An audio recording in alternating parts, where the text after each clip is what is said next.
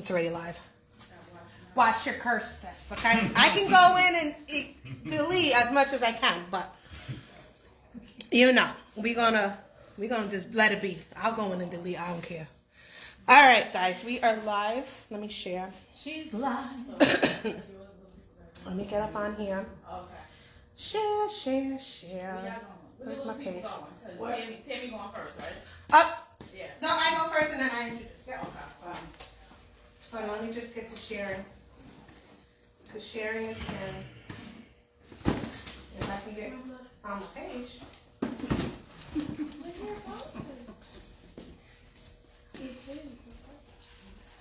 Alright, let me see. There we go. We'll get to sharing. If you guys want to go on my page, you guys are all friends of mine, right? Clearly? I hope so. If not, add me. And you can just share from my page because I don't even got to tag everybody. I hate my voice, literally. I sound like Rosie Perez. Beautiful. I go Rosie Perez. All right, guys. Jessica.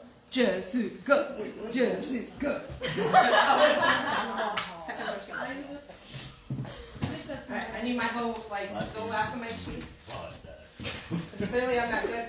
Can't remember today between tomorrow. That's great. So I need mine. See, I gotta put on, you know how Beyonce turns into, who she turns into? Sasha Fierce. I need to be Lolita Lacey. No.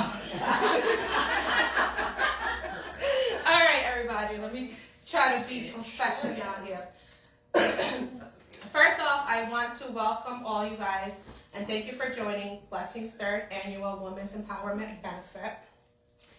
It is truly an honor and a blessing to have all of you very special and empowering ladies here today. Excuse me, men in the background. We're going to need you to. Okay? We're gonna go. Yeah, thank you very much. I just had to shout them out. Okay. Thank you, love you. Alright, for those of you who are watching and are here that don't know me, I'm Jess Campbell, the owner of Blessings Wellness Center and Blessings Home Care. I am also the editor-in-chief and publisher of Blessings Magazine, the author of Poetic Blessings from Above, the producer of and host of Blessings Radio 107.3 FM, which airs on Monday 1 to 3 and Thursdays 4 to 6. I am also a medium, medical intuitive, and a Reiki master. Gosh, that is just like a mouthful right there. Every time. I swear, every time people ask me, what do you do? And I don't know if you were here. I'm just like, just call me Jess of all trades, because to list all of that, which is a blessing to be able to do anyway. But truly, my purpose here on earth is to help everyone I possibly can by spreading as much love and light to all. It is an honor and a blessing to have you all here today. Okay, 3 years ago, I decided to start my women's empowerment events to bring together strong, successful, and inspiring women so we can uplift, educate, and support one another. The first women's empowerment was a vendor's market where we joined together to provide services and products for all. The second women's empowerment, we had over 20 ladies unite through Zoom. A lot of you ladies are here. Thank you. For a weekend full of awesomeness with their poetry, words of wisdom, and performances. This year is for us ladies, okay? To empower each other, but to also enjoy ourselves as well.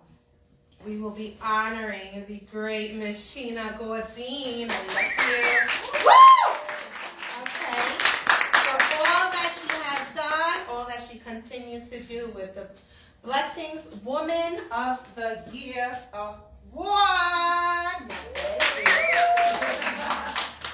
All right, and once again, I'd just like to thank you for helping me help others with our testimonies, presentations, and performances with the sole intention of empowering other women. Thank you, love you guys. First up is Miss Tammy. Coming through. Tammy. Are you having the kids exit out? Oh, yes, kids. door on y'all too, so y'all don't try to listen. We need grown-up time. Thank you for the reminder, baby. Thank you, God. Grown-up time. It won't be too long, guys. Now remember, real quick, you guys don't have to rush because obviously a few people didn't come. So take your time. Don't worry about the time limit. I am, because I can be winded. My sister and them let you know. Good, be winded, baby. We need I that. can be winded sometimes. So how everybody doing? Everybody, I made the chicken and the macaroni and cheese. Yes. If you didn't like it, my sister made it. So that's what happened. Thank you, Jess, for this amazing space and all that you do.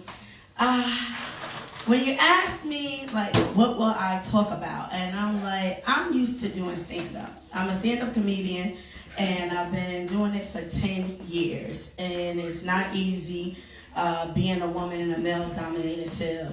So when you ask me to speak, it's very rarely that I speak about myself. So I was just saying, I don't know.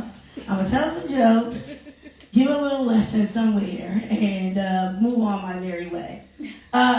But honestly, 10 years of doing comedy, and I'm a single mother. I'm born and bred right here in Albany, 518. I love and represent 518 a la board tribe. I love it. So coming across the river is like, Look, the Troy. Yeah, Troy. But now I live across the river, so I'm like, I'm a resident. So I'm learning to embrace my newness over here. I wore this shirt today, me versus me, specifically because a lot of times social media and us as women, we feel like we are in competition with other women. And social media, it plays tricks on us because we look at other people that's in our same field, in our same profession, and you be like, well, why she get that? Or why are they doing that? And yet again, if we keep focusing on other people, we lose focus on ourselves. My sister, number one saying to me always is, what's meant for you will be for you. So my journey started, well, let's see, I'm from Albany. I started off rough. Like this refined woman that you've seen took some years in the making to get here. I was raised in a single parent home by my mother and my grandmother, and they died unexpectedly when I was 16. So I dropped out of high school and started taking care of myself. And taking care of myself by any means necessary. So I started hustling. I wasn't hustling chicken, and I wasn't hustling Gucci, but I was peddling drugs to feed myself. And at that particular time of my life was very low and dark, and I didn't know who I was, where I was going, or what my purpose was, or what my worth was. So I ended up in a nasty, toxic relationship with someone that lasted 5.5 years. And you know, most of us stay because we don't know no better. You know, this was the first person who looked at me in that way. So I stayed, and I stayed way too longer than I should have. I went through toxic, nasty violences. But my final straw was being held hostage in my house for 3 days. And I woke up in the hospital with a broken jaw and a broken collar. That was the day I decided to choose me. And a lot of times we don't choose us. We always put us last. But it's okay to be selfish and take back your power because you comes first. And I'm a mother, and I had my first child when I was 19. Had no clue what parenthood was like. You know, as a kid, we just thought our parents was crazy. They just telling us what to do, or we was just good to get the remote off the TV. But I decided to change my life because of my son. He came to me in a time of when I was incarcerated, when I had very low self-esteem. I didn't know my worth and my value. But I also know I had to give him something that I never received, which was love. I didn't know love didn't understand what it was, never knew how to receive it. But I knew I need to change my ways in order I can give him the best version of me. So I did my last stint, came home. Now y'all know this pretty face ain't nothing to mess with. So I was a fighter. I was always angry. Angry at the world, angry at my situation.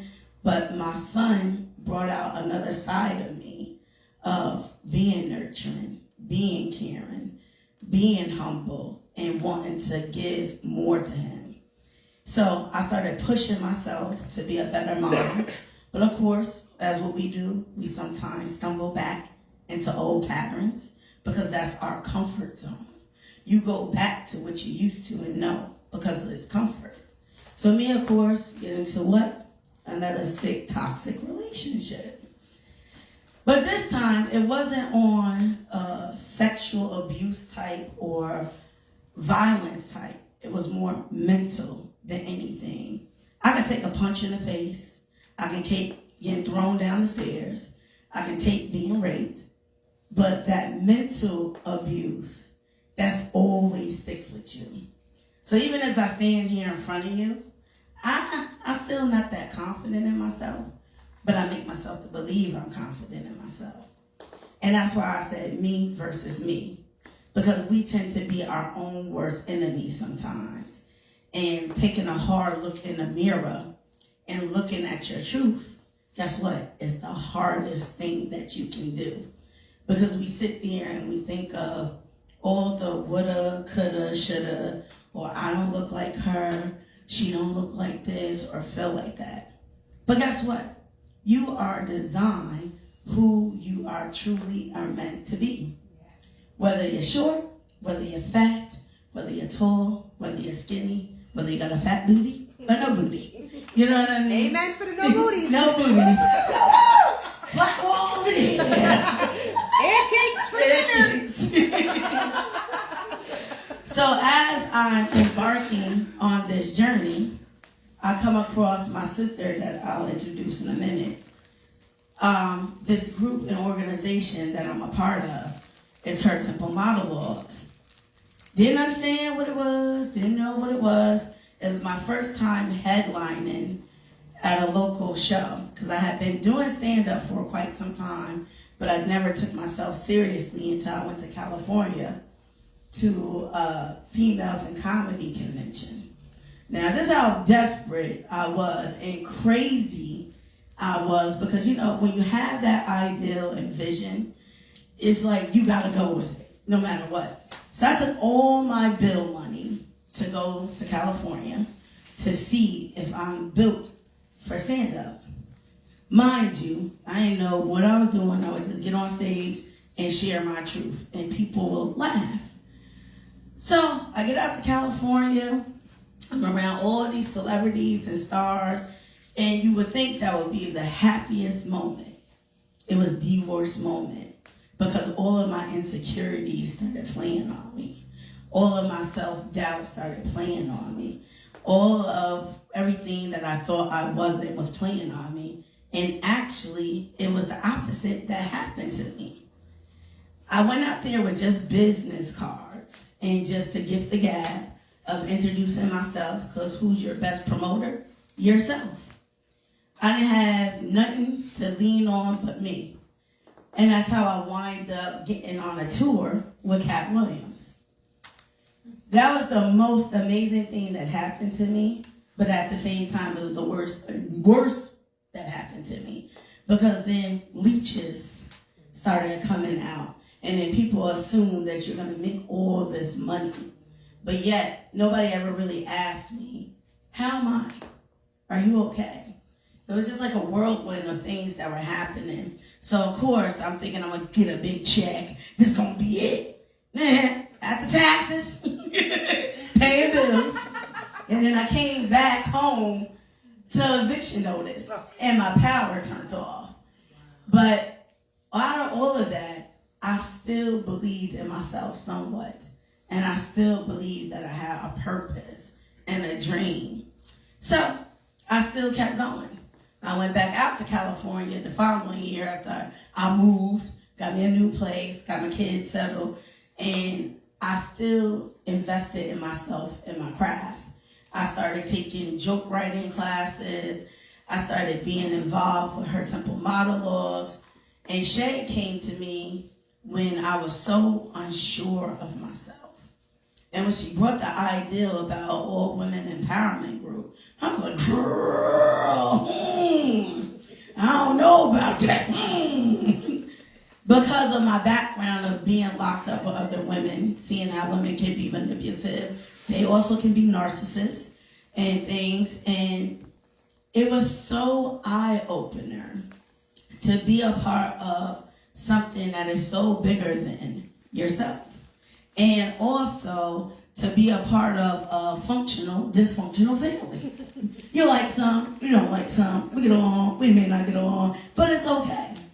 But when they show up for you, and that's what I never had for somebody to show up for me, they showed up and showed out in a way I couldn't even imagine. And being a part of something so bigger than yourself is so amazing. Like, Shay and the group pushes you to be your best version of yourself. Amen. I didn't know that I could speak monologues. What is a monologue? Hold on, I'm sorry. Huh? What's a monologue? Because I'm slow with it. Oh, Sorry. I'm going to let her get into that. I'm going to let her get into it. That's her girl. I'm going to let her get into it. But she pushed me to be a great host. So now I'm a good hostess with the mostest. I host So You Think Got Talent every year, private birthday parties and events. So I'm throwing it up there. Plug it up, baby.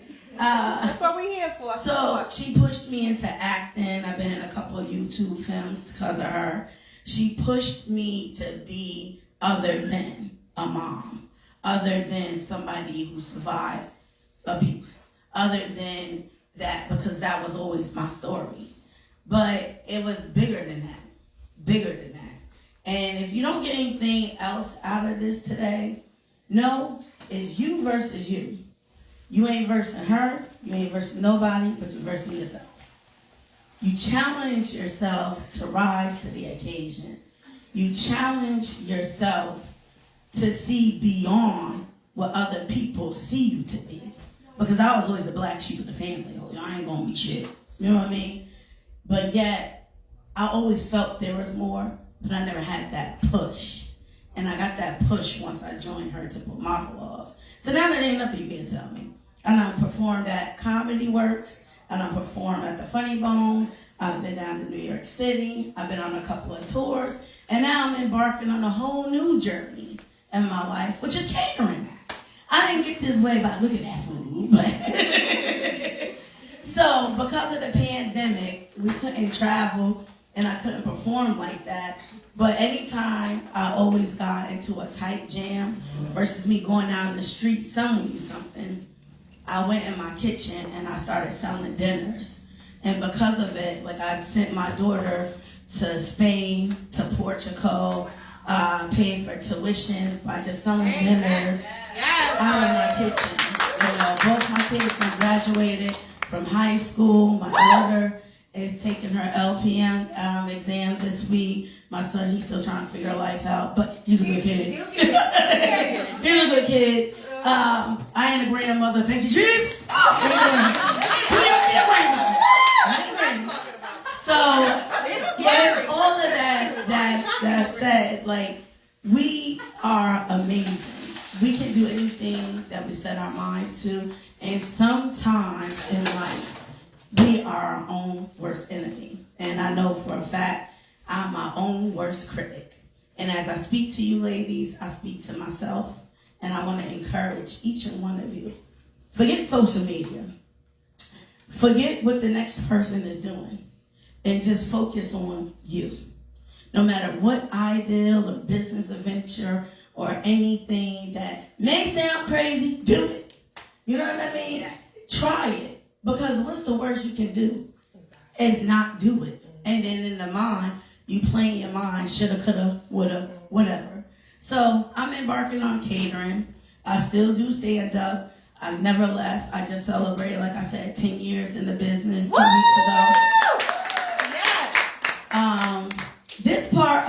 Like, I really never like talking about or sharing or just talking about myself, because I'd rather tell jokes and make people laugh.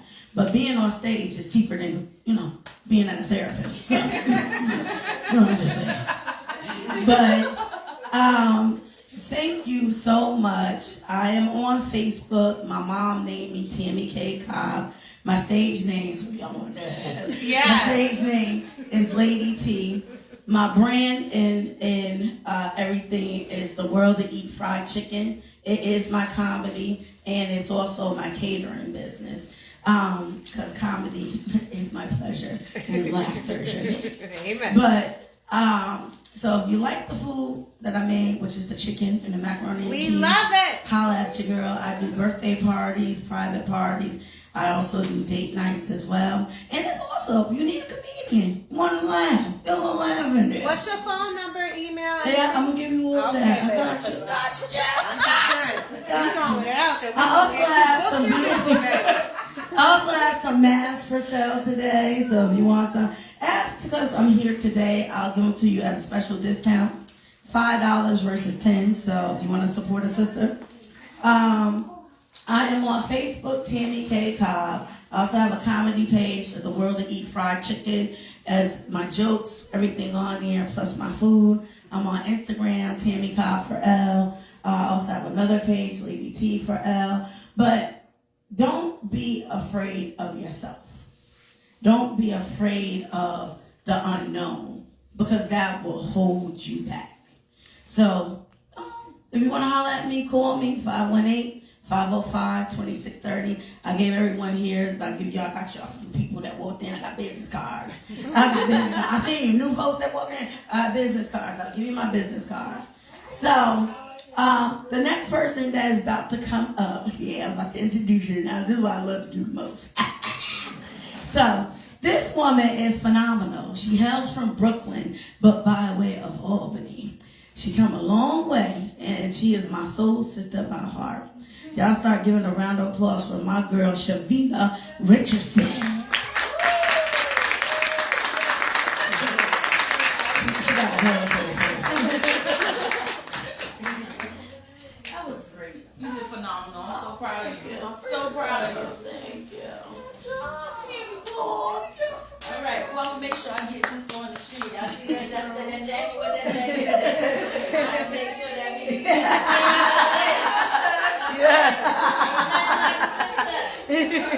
we came to have a good time. Yeah, right. And that means that welcome, sisters, okay? Because that's in general, okay? Tammy, I'm so very proud of you. Y'all give it up for Tammy K. Cobb.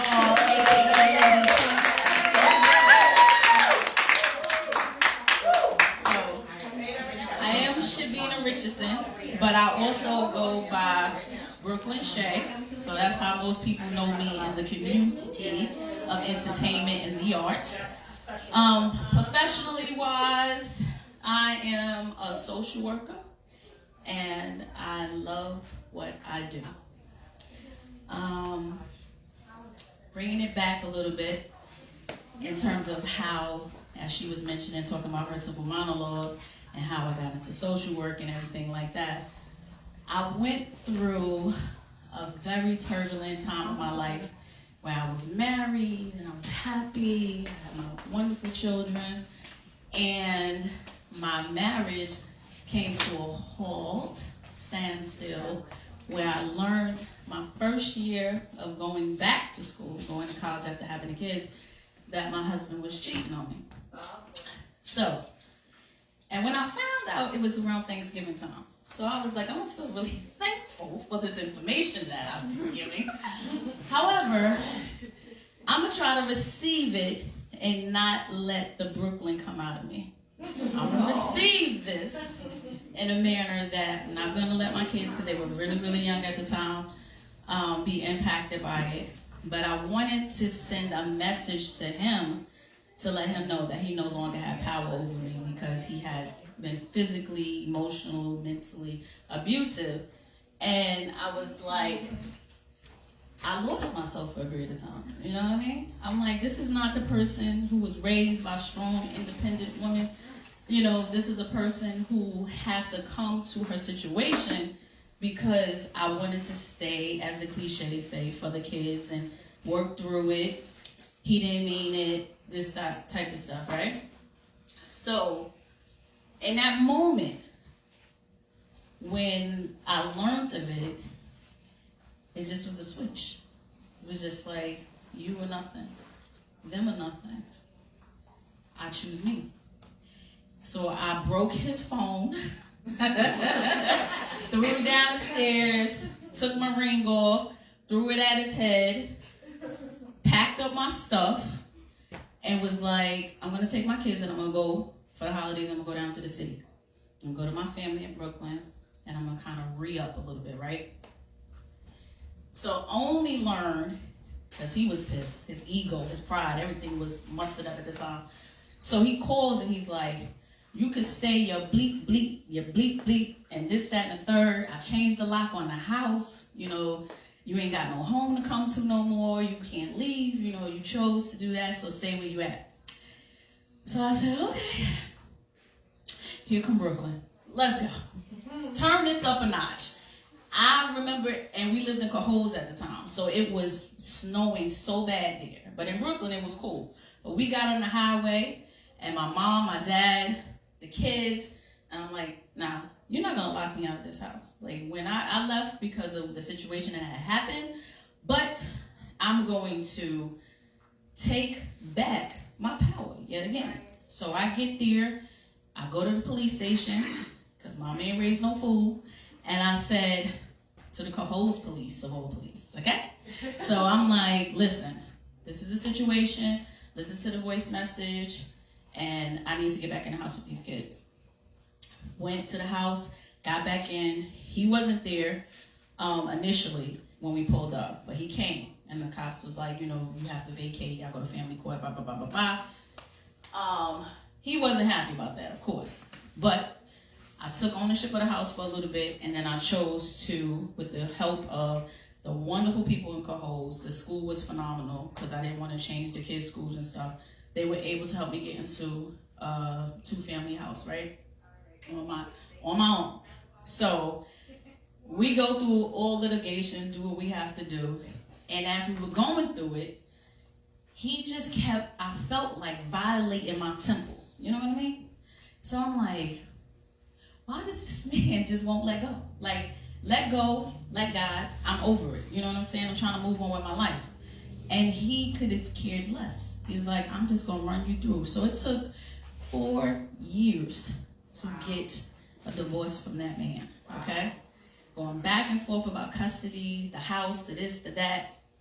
And when I came out on the winning side, it was as if I said, I would never allow someone to have, 1, that much power and control over me. 2, I will continue to honor my temple and take care of myself. And then I got a download and a mission of Her Temple Monologues, which is a women's empowerment group, as Tammy had mentioned when she started.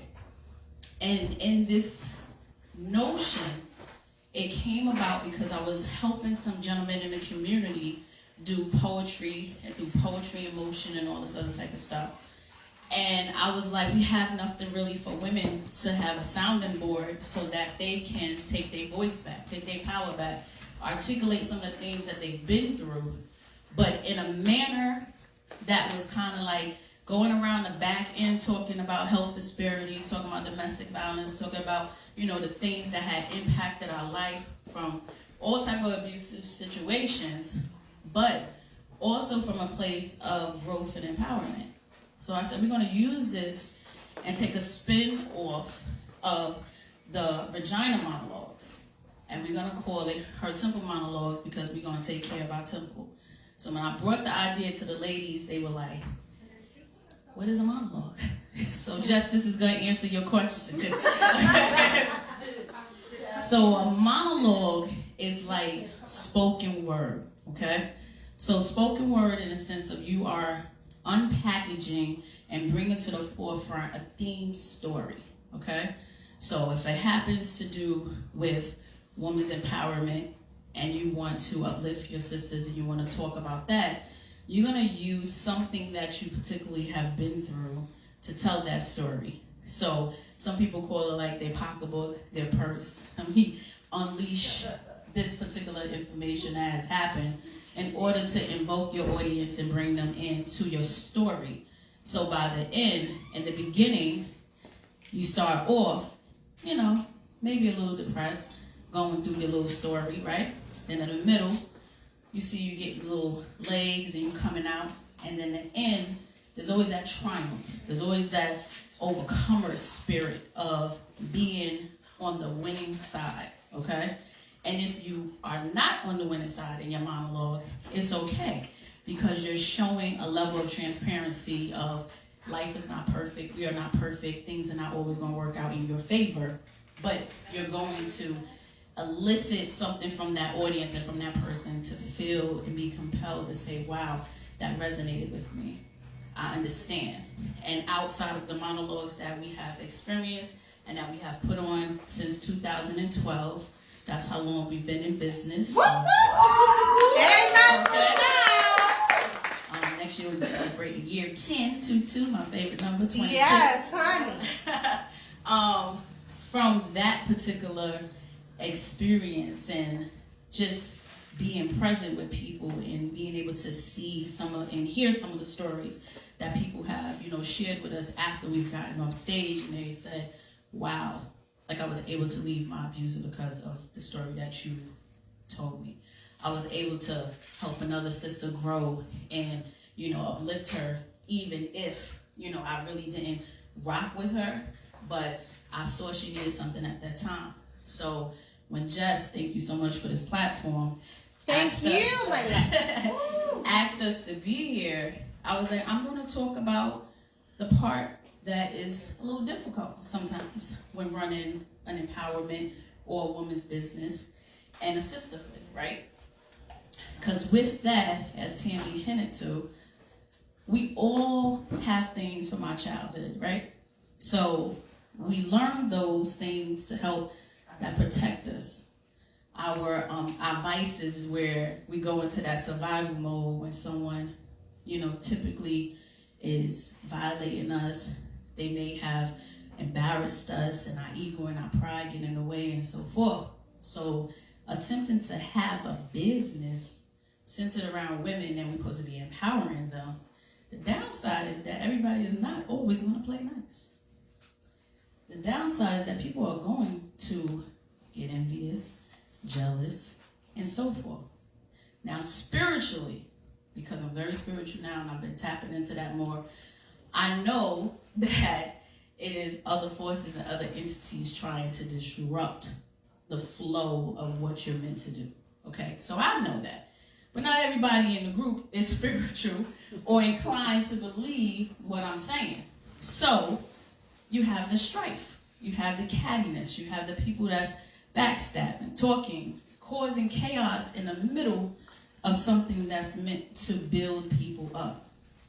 So my role as the leader in the beginning infancies of Her Temple Monologues, I went internally in myself back to that little girl where I felt violated, okay?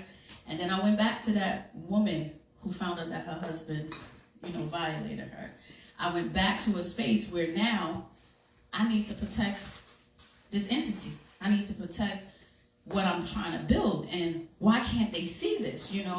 I'm this little girl again, right? So that vulnerable side of me allowed me to then speak my truth.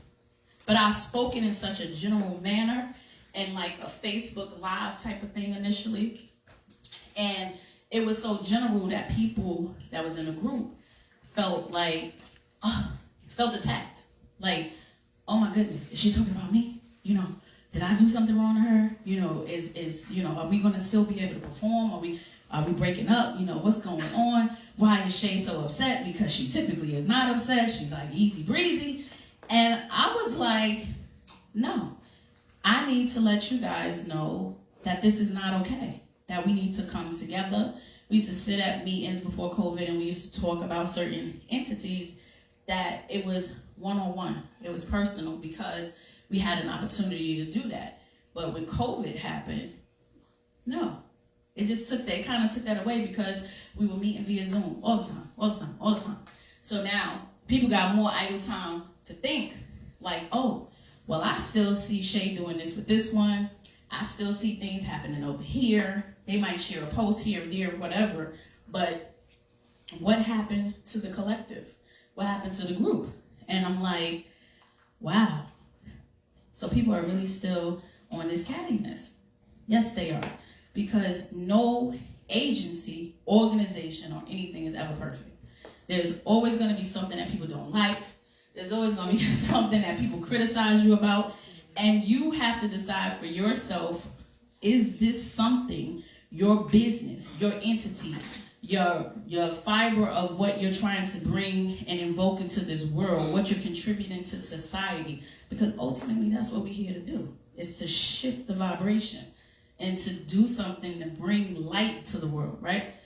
So having said all of that, it was pretty hard for me to receive some of the feedback that was given on to me, because having this little girl mentality, having this person who had been victimized and traumatized and having a lot of traumatic things happen, I'm like, I feel attacked. So you go on this rampage, you go on this thing, but you still have to be open to receiving people. So when they checked me, because that's what I like to call it, I got a good check, okay?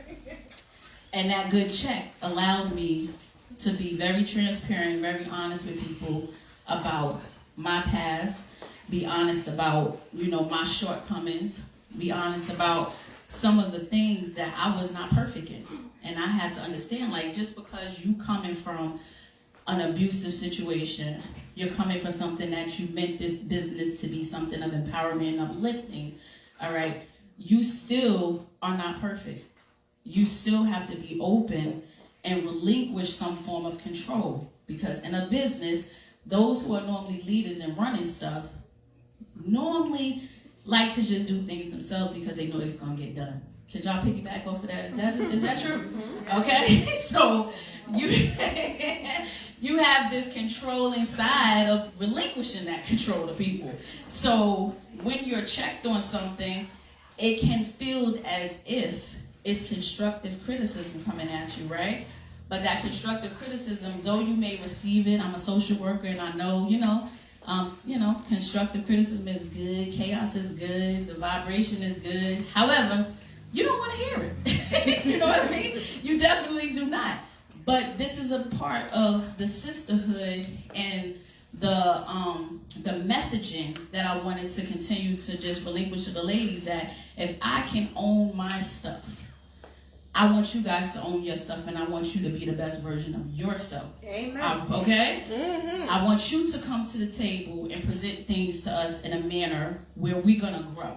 Just because there's chaos and confusion, backstabbers, people who doing this, that, and the third, those people are going to wean themselves out. We're not even going to have to worry about that, okay? But what we're going to focus on is the collective. We're going to focus on what is the mission. What is the things that we need to do together, collectively, in order to be better. So, after providing a video, after hearing the feedback, and after learning within an organization, again, that I had to own my own part in it, we were able to grow into continuing to do events in the community, continuing to focus on the mission at hand. And now, currently, we actually have things coming up on the table where people are out of their feelings. People are focusing, again, on how we started, okay? We could clap for that because it's a good thing. Woo! Yes, honey! And I feel particularly, and I have a lot of members in here, okay? Y'all can tell me if I'm wrong. I do feel that I'm better about being expressive, all right? And I'm being very transparent because it takes a lot to run any type of entity, any type of business, and anything that you want to call sisterhood should continue to empower and uplift and build people and not tear them down. Not make people feel that anything that they have done is not good enough. Anything that they brought to the table is not good enough. And I had an opportunity to talk to my sister, Bella, last night, real briefly, and we're very transparent about stuff. And she came to me in a manner of what I talked about, how, people feeling convicted, because that's the word I want to use. And I told her, I said, no. At some point in time, you need to choose you too. You need to focus on what your dreams, your goals, your aspirations are. This is a collective organization, and we are going to back you up and continue to support you, because that's what we do within the group. But don't feel guilty ever for not being able to come to something, support something, because you've done more than enough to show up and show that you really are about this mission. So on that note, I want to say to every single sister that is in here that's a part of Her Temple Monologues, I appreciate you, I thank you, I value you, and we're going to continue to grow, we're going to continue to build, and anybody that's interested in learning more about this, you can find us at hertemplemonologues@gmail.com. You can find us on Facebook, where you can find me on a lot of social media platforms under Brooklyn Shay, doing some different things, okay, that we can't talk about currently right now, but you can find me there. We can talk about it. I can remove that. No, it's okay. It's okay. We got the full house now, so I don't want to take up too much more time, okay? But I just want to say that the businesses that I run a production business with another gentleman. So that's all about plays and, doing a lot of movies and different things like that. So it's Boys King. Next movie coming up. Yes, definitely. Boys King and Boys Queen Productions, LLC. Amen. And I'm so thankful for that new entity. I'm involved in specialty items that us women like to utilize in our private lives as well. So I just started embarking on that. We had our first event last night, okay? Because self-care is the best care. Yes, honey, preach. All right. And I also sell manifestation oil. So for anybody that's interested in learning a little bit more about that, I brought some cards and I brought some manifestation oil for sale if you'd like to participate in that world. Woo! And that's pretty much all I have, I do believe. We didn't forget that. You forgot? All right, so I'm getting into sisterhood and owning your stuff, okay? We are a part of an amazing organization called United Sisters of New York. Both Tammy and I, she's co-vice president, vice president of that organization. So, shout out to Tenica, it's really Tina Cox, Wilcox. I got you too, bro. And we go out in the community, it's a sisterhood as well, but we mentor to the Junior United Sisters and we help to uplift them as well. And we provide scholarships for people who are interested and go to school and stuff like that. So we raise money throughout the year for all of that. So amen. You guys are such a blessing. Thank you so much for having us. And that's what y'all doing. Appreciate you. I believe up next, I get to introduce this ball of fire. Yes, has like the energy to maximize all of us in here, okay? So, without further ado, can y'all please clap it up collectively for Cody?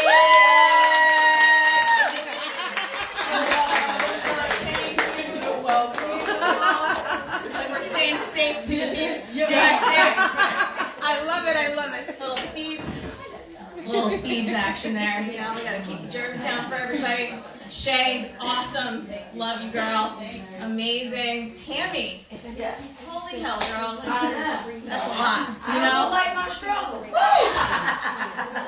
Something that's really, truly amazing. Before I get going and introduce who I am, I just wanna take a second and recognize that there is this beautiful thing that happens with all of us. And it's that it doesn't matter what you've done, what you've gone through, or where you've been. We've all been lost at some point. and we've all circled back. And then we've all gotten the blessing, play on words. We've all gotten the blessing to actually choose ourselves again and again and again. Yes. We get these experiences that come in, and we think we're good. We think we're good. We're like, we rocked it. We got it. I crushed that life thing. And I came out on the other side, and then life comes back in, and it's like, no, hey, try again. And you're like, oh yeah, oh there I am, oh hi. And you get to choose yourself over and over and over again. And so I just want to congratulate the women who came before me and the women who have come after me for this day. I see you, I love you, you're beautiful. I see how you keep choosing yourselves over and over again. And it's inspiring and beautiful, and you know, you're sharing your shit today, so rock out, girls. That being said, thank you, Jessica, for today and this platform. Thank you, my love, Bob. And for inviting me, and I love that I was only here for a few minutes and only met some of these people, and they already have seen the fire within. Oh my gosh, we love it. We need that energy. That's what attracted me to y'all. So I need that energy in her. With that being said, I am Cody Wassel with Soul Sprout, speaking to the seeds of your soul and igniting the fire within. Go figure. I'm a transformational life coach. I also do a movement modality of healing and wellness called Transcendence. It's really awesome. We take 10 phases, and we bring you through these beautiful movements where we're able to take our body and use our temple as a way of healing. So we work out the kinks and all the stuff that's stuck in there. And that's who I am and where I got today. And how I got here is vastly different than how all you guys got here. But it's interesting because I actually never thought I needed healing. And that could be just as dangerous. Because I grew up in a home with a mom and a dad who loved me, who supported me. One would say I probably had it pretty easy. You know, my parents worked really hard. I was home alone a lot, super cool. I got the whole place to myself and a giant chore list. Really don't like dusting. You know, but something magical happened as I got older. I got into this beautiful relationship with this guy, and things were going fantastic, and then they weren't. And he was just struggling with a little bit of depression and anxiety and things, and my caretaker came in, and I was like, it's okay. If we haven't been to a shaman in the jungle, we have not tried everything. You're not different than anybody else. There's something out there that will help you. Just watch. And I went and I guinea pigged my butt all over town. I went to drum circles, I went to acupuncture, I went to healing energy things, Reiki, IET, you name it, I tried it. And I was like, look, I feel fantastic. This one definitely worked. You should go try this one. It's gonna heal you. You're gonna be fine. Just go to this one. And the mother started to come out of me. Nobody wants to be in a romantic relationship with their mother. So that whole side of the relationship went down the hole. Some do, though. Some do. Hold up. Some do. They want that motherly. I don't think that's healthy, Jess. It's not. So the best part about this relationship was actually I went out trying to go heal someone else. And I ended up healing myself, and I didn't know that I needed it. I didn't know that I was lost. I didn't know that I wasn't being me. I had no idea that I had just been whatever it was that the situation needed me to be. I was a chameleon. I could be anything. I could be anyone. Who do you want me to be? Except there was this beautiful gift inside that was just like, girl, I mean, like, you know, you should probably be the thing you were sent here for. That's why Jesus put you here. And so these healings that were happening for me, they were creating this space. He called off the wedding. A few months later, he's like, hey, I can't do this. I'm devastated. I'm thinking, like, life is over. I cannot survive without you. Hilarious. I definitely can. Actually, I'd be better. Anyway, but it's really, you know, I have such an incredible gratitude for that situation because it actually brought me to a place where I could look at myself in the mirror. And I started to be like, wow, look at all these things that, like, you didn't know that were there. Now, I was also simultaneously running a business. It was called Cody's Cozy Pals. It was a doggy daycare, boarding, and animal care facility. I ran it for 15 years, and I sold it 2 years ago. Aww. So, yeah, thank you. I served over 4,000 clients in the Capital District over 15 years. I had over 150 workers in the 15 years that I ran this business. Wow. And I started to not love it anymore. And it wasn't that I didn't love the people or the clients, but I felt trapped. I felt trapped in my own creation. What? That's crazy. Yeah, it is crazy. It is. I know. So I started to resent my workers because they could quit. They're like, yeah, I'm out. And I'm like, what do you mean? Why am I stuck here? Why do you get to go? This is nonsense. And I was like, ugh. And I was like, well, not fair. let's look at that for a second. Why are you angry at them for leaving? Seems a little weird. So I started to really pay attention to what was going on. Why was I so angry? It was because they had freedom. They had freedom I thought I didn't have. But I had it. But choices had to be made to become free again. And those choices were kind of terrifying. And my little girl came up and she's like, you can't leave this business. You've worked 15 years to get where you are. You are an expert in your field. You have dominated this industry. Your business is at $500,000 a year. I didn't actually make that. The overhead was a lot, but we'll just say that's awesome. I built that. Great, cool. And the inside of me was like, you don't know how to do anything else. How could you possibly help anybody else? What is it that you possibly think you could do for people? You picked up dog poop for 15 years. What are you gonna do? And I was like, oh wow, this is serious stuff. I didn't, these two voices, they were not getting along. They weren't. But I was still cultivating that spirit guidance, that inner guidance, all that beautiful stuff. And I'm like, wow, but something's just pulling at me. It was like, you're meant to do more. You're meant to go out, And I'm like, yeah, but I don't even like people. I don't even like humans. If they don't have hair and a tail, I'm not helping. I'm not doing it. It's like, no, really, you can help them. I'm like, no, I can't. Yes, you can. You have everything you need. I'm like, no, I only have done anything with animals. I don't. What I started to realize, though, is that all my years with the animals, they were mirroring everything that I needed to heal, everything that their owners needed to heal. Oh, their owners, I wasn't training you. Oh, sorry, guys. I wasn't training your dog. I was training you. The joke's over. I was training the people to see something that they weren't seeing. Why is my dog acting this way? Why is my dog being this way? Why is my dog so needy? Why does my dog have anxiety? Why does my dog not like kids? Why does my dog not like men? I don't know. Do you like men? Have you had some drama there? Why does your dog want to eat then? I don't know. How are you feeling vibrationally? Let's talk about it. Why does my dog go after kids? Did you lose your kid? Was there something, grief? Was there some grief? Was there something there that causes that when children are around you that your dog can sense? Man, animals are crazy sensitive. Yeah. And they're there for us, and they show us beautiful, amazing things about ourselves. And so I realized that I've actually been helping people this whole time. I was like, oh, okay. I was helping the people. Okay, you just tricked me. You tricked me because you put the dogs there first so I wouldn't notice. Very, very slick. And it was really awesome, and I started to see that, and I was like, okay, I could see how I could maybe help.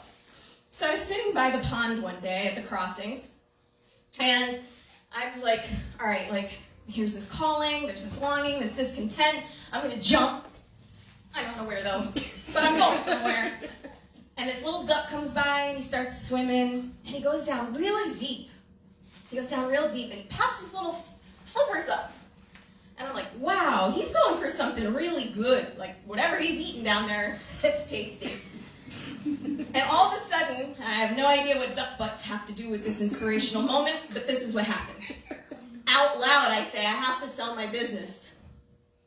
I looked at the duck popped his head up, he looked at me, I went, that was deep. And I was like, wow, that felt really amazing. I said it out loud. Wow. I said it out loud. I felt 20 pounds lighter. And I was like, okay, all right, here we go. I'm going to do this. I'm going to sell my business.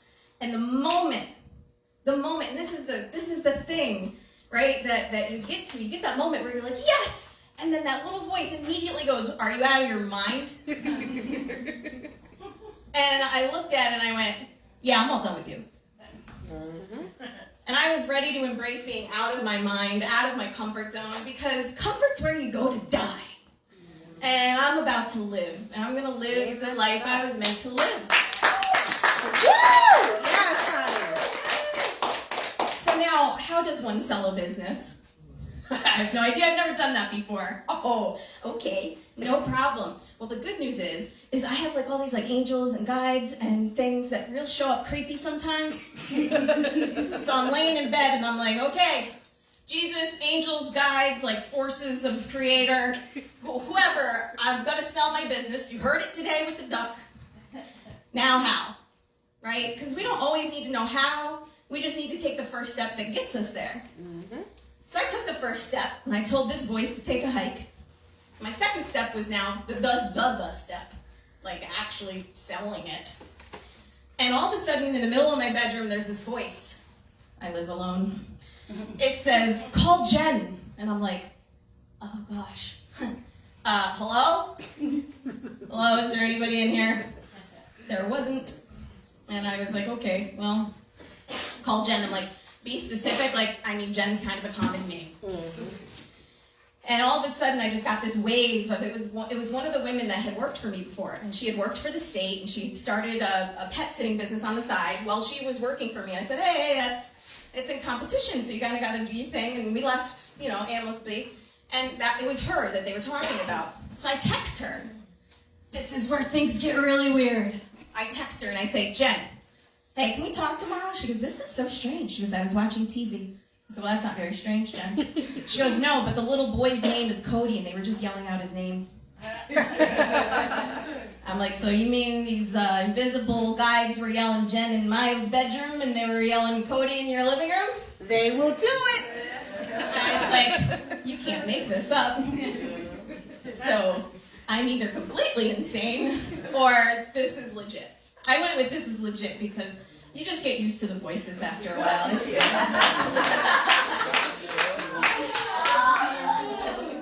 So the voices led me to Jen.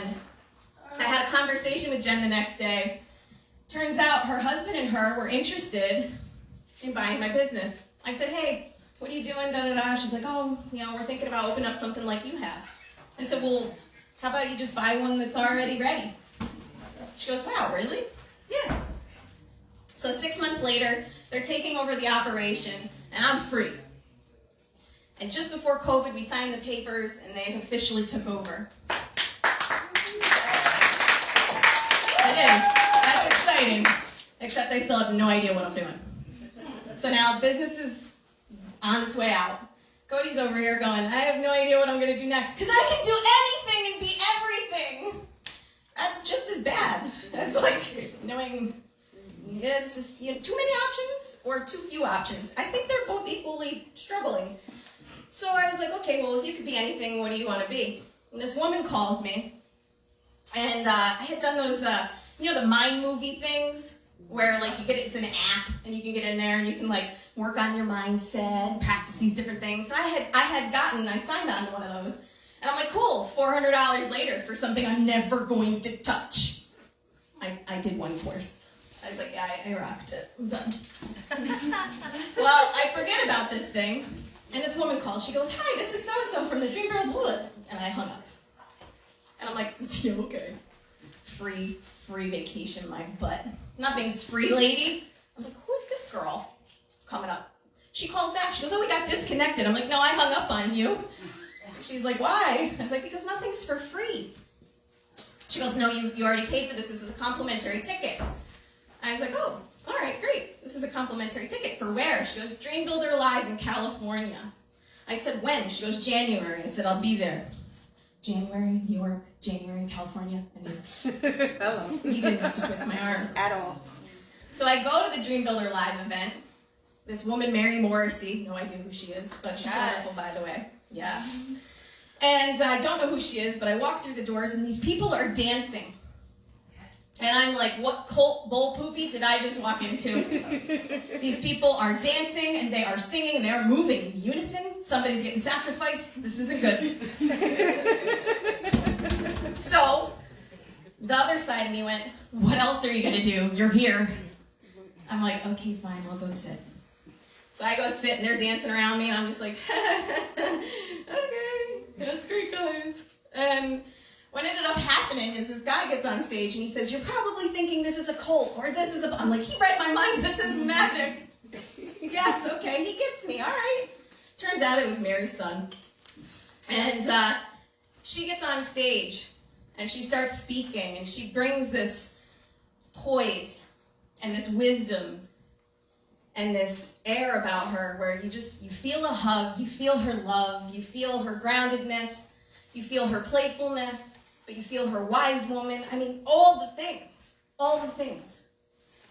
And she starts talking, and she's talking about how this is a thing, and that's a thing, and notice what you're noticing, and da-da-da-da, and these are all the things of successful people. And this is when you're like awakened, this is what these people do. I'm like, those are things I've been doing them my whole life. I'm like, well, if you've been doing these your whole life, imagine what you could do with them now that you have the awareness to the tools that you already had, that you didn't know you had because you didn't know they were a thing. I was like, oh, I'm her, she's me. That's what I'm supposed to do. And so I got to California not knowing what I was going to do. I was selling my business with no idea what I was going to do, and I followed this feeling. And this is the thing, right? This is, there's teaching points in this talk, and I'm hoping you can grab them, and if you can't, message me later. But the teaching points in these are, you have these little intuitive moments, these little pulls, these little feelings, this little gut intuition. That's your first line of defense. It's your first everything. It's your first yes, yes. It's these little nudges that are moving you towards the thing that makes you great, that makes you you. And every time we follow them, we're brought somewhere that helps us. And so here I was in California, and this woman was speaking to my soul. And she put all the puzzle pieces for me together. I was like, wow, okay, cool. I'm going to go home, and I'm going to be a transformational life coach. And I'm going to do public speaking and stuff. Sounds great. So I become certified, everything's going wonderful, I get home and I have no idea what I'm going to do, and business money's running out, and I'm going to file bankruptcy, and I don't know how I can feed my dogs, which, by the way, is really a problem. They're very hungry, especially the Mastiff. Oh gosh, That's the 4 big o'clock in the morning, he's like, oh, I'm like, oh dear. He's like, please, I'm dying. I'm like, no, you're not, you actually just ate like 8 hours ago, you're fine. Do you know they fast in the wild? I don't know why you're crying at me. It's his first time on Earth. It's okay. He's a new soul, and he just figured out there's food. I'm okay, buddy. I got you. All the food you want. So it got scary, and what I noticed about myself was that these practices, meditation, energy work, listening to your intuitive self, allowing that divine energy to come through, you surrender to yourself. Tammy had said, it's me versus me. That's the understatement Every day, of the all century. day. It is. It's always you versus you, and what it is that you're going to do and how that's going to come into play.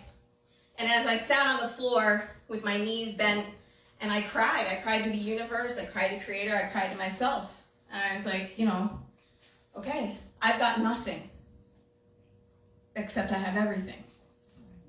Because I chose me. Amen. Woo! And so the trick is, if you keep choosing you get to be happy, you get to be healthy, Yes. you get to enjoy life, you get to see beautiful gifts in everything.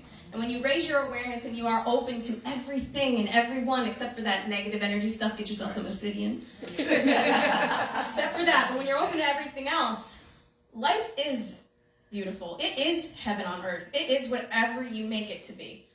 And you have that choice in every moment, in every interaction with someone, small or big. I'll wrap it up with this tiny, cool little story. I was on Match.com recently. I was like, I changed it to enough in here. Let's see what happens.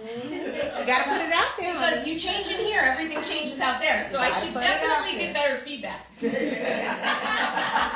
you don't know unless you practice. Life is practice, so you just get out there. And I'm like, Cody, this is a horrible idea. I'm like, yeah, but isn't it going to be fun? Like, okay, yeah, it's going to be fun. But anyway, you know how they have the parameters of age, right? You know, I'm 39, cool. I feel like I'm 27, great. It doesn't matter to anybody.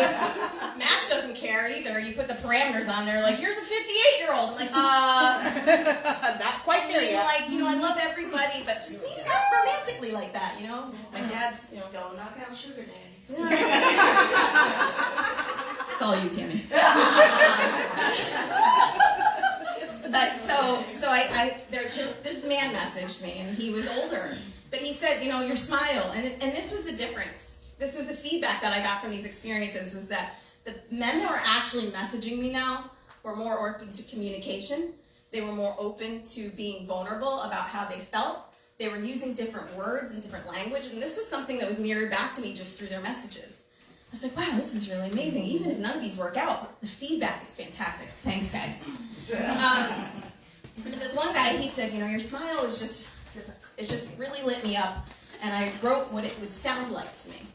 I was like, wow, I'm not interested in you romantically, but I would love to hear that, because maybe it'll be my workout song. I mean, I'm going to be pretty famous doing inspirational stuff all over the world. Honey, put it out there. Okay? Yes. Like, if you have a stage, you can put my name on it, and I'll get there. So I was like, okay, you know, and so he's like, wow, really? And I was like, yeah. And so this person, see, because it's not just about always healing ourselves fully, because when we're healed, then we're a balanced, beautiful place for other people to heal. Yep. And the men are suffering too. As, you know, yes, women have suffered, but men have suffered too, because how the hell do you think they got there? To the point where they made the women suffer. Yep. And a well-balanced female energy knows that her place is to love everything and create that safety for masculine and feminine to thrive. We applaud that. That is the whole fact. And women have responsibilities too. And I'm noticing that these men, like, these women are not talking to them, they're not responding, because they're not confident in themselves to respond in any manner, shape, or form. So the feedback that the men are getting is poop. Yep. So I say, hey, I'd really love to hear that. And he was like, wow, really? I'm like, yeah, really. I do, because I see you. I see you for who you are, what you just shared, and how that was probably scary. Because telling someone you don't know that you thought their smile did something that inspired you, you know, 4 years ago I might have been like, dude, that's creepy, man. But today I'm like, that's beautiful. It really is. That's beautiful. Mm-hmm. And he sent it to me, and this most amazing thing happened. Out of the tone and the way he organized this came words out of my soul, and I sang to his music. And I was like, whoa, where'd that come from? Wow. I'm like, that shit was pretty. That was really pretty. And I was like, wow, and that was so amazing. And I got so giddy and excited, because I was like, this is it! This is the key to life! I got it. It's right here. It's in these tiny little moments where you write a song with a stranger. Because you just honored them for who they were, and they honored you for who you were, and you weren't so like, well, I don't really want to be with you, so I can't, so I mean, like, ew, right? Because you were just open, and it was awesome. So that's the gift of life. It's in the little things. It's in the little magic moments. So don't ever underestimate that tiny moment that you're going to get with somebody, that if you can shift in here and really look at why you feel a certain way and move into being more supportive of the actual whole picture, magic happens. We are the magic. Amen for that. Woo! Yes, we are. So that's a wrap, friends. I do hope that you enjoyed all those really weird stories. If you're hearing voices, don't worry, it's okay. Call a friend, or probably one that's already spiritual, they'll understand. And if you are looking for a one-on-one life coach, or someone to come speak at your events, or you are looking for someone who you can join an interesting group with and have heart-centered conversations, or you're just feeling weird about life right now and you don't know where you're going, I'm here for you. I'm here for you. I'm here for you, all of you, and I'm here for you guys. And, you know, soulsproutspeaks.com is my website. Soul Sprout Speaks on Instagram. Soul Sprout Speaks on Facebook, because why not keep it all uniform? It's good for marketing, I'm told. Yeah, just reach out. You're not alone. You are loved. You are supported, and there is always a way. And if my words don't resonate, somebody else's will, if you're open to them. So.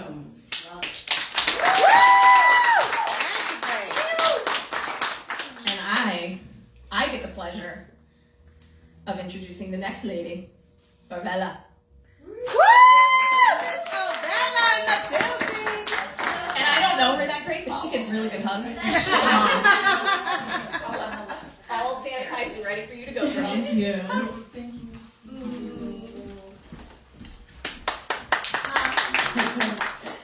Hi, everybody. I guess I'm going to start a little bit by talking about myself. I was born in, actually I was born in Albany. It's my daughter right there. I know she's not looking, I guess she's nervous, but that's my baby right there.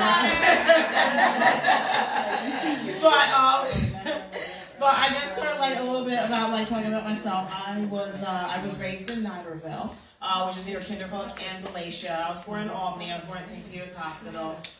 Raised up in a small town called Nigerville. But I went to school in Albany. I went to Mission McGinn, and I went to Mission McGinn High School. Shout out to McGinn, class of '99. Before that, I went to St. Mary's, which no longer exists, out in Rensselaer. And then before that, I went to elementary school over at Holy Spirit, so in East Greenbush. So I come up from a very good family. My dad was an environmental scientist. My mom, she worked at Barnwell Nursing Home for like 32 years. She was, an assistant nurse. So I came from a very good family. I always, growing up, I always wanted to just have it all. I wanted to have the career, I wanted to have the husband, and I wanted to have children. I wanted to have 3, 4 at the most. I ended up having 2. Like I said, that's my daughter right there. She's 12. My big baby, and She's so gorgeous. My small baby. He's not here. His name is Uriah. He's 8 years old. He's a good kid. Well, he's a good kid. He has his moments, but they're both good kids. He is tough, but he's a good kid as well.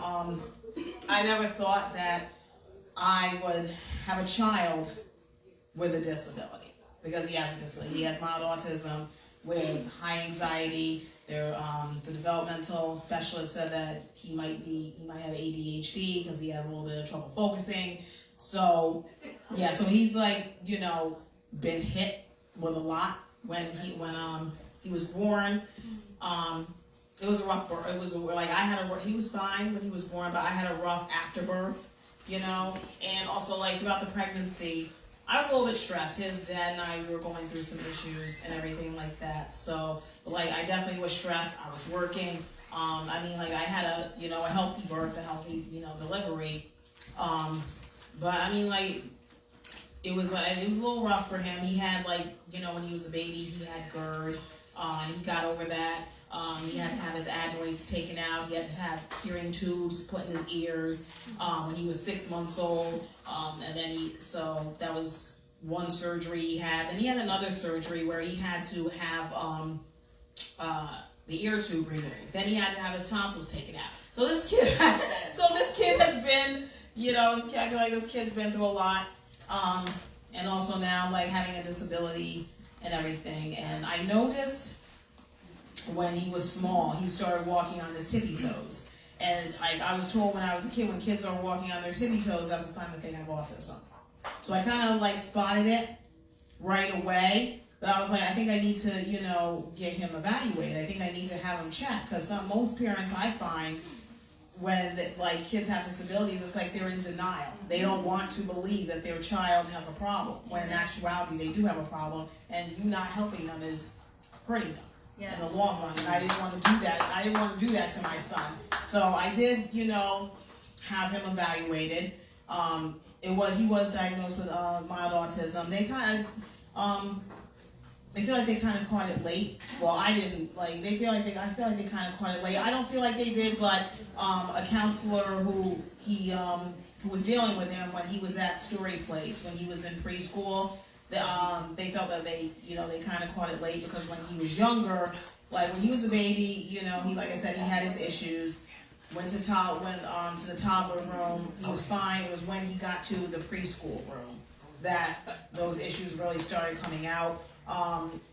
Him, when they were potty training him, it was he needed the step of what to do every time. The the director told me that he needed that step every time, what he had to do to go to the bathroom, and I was like, okay.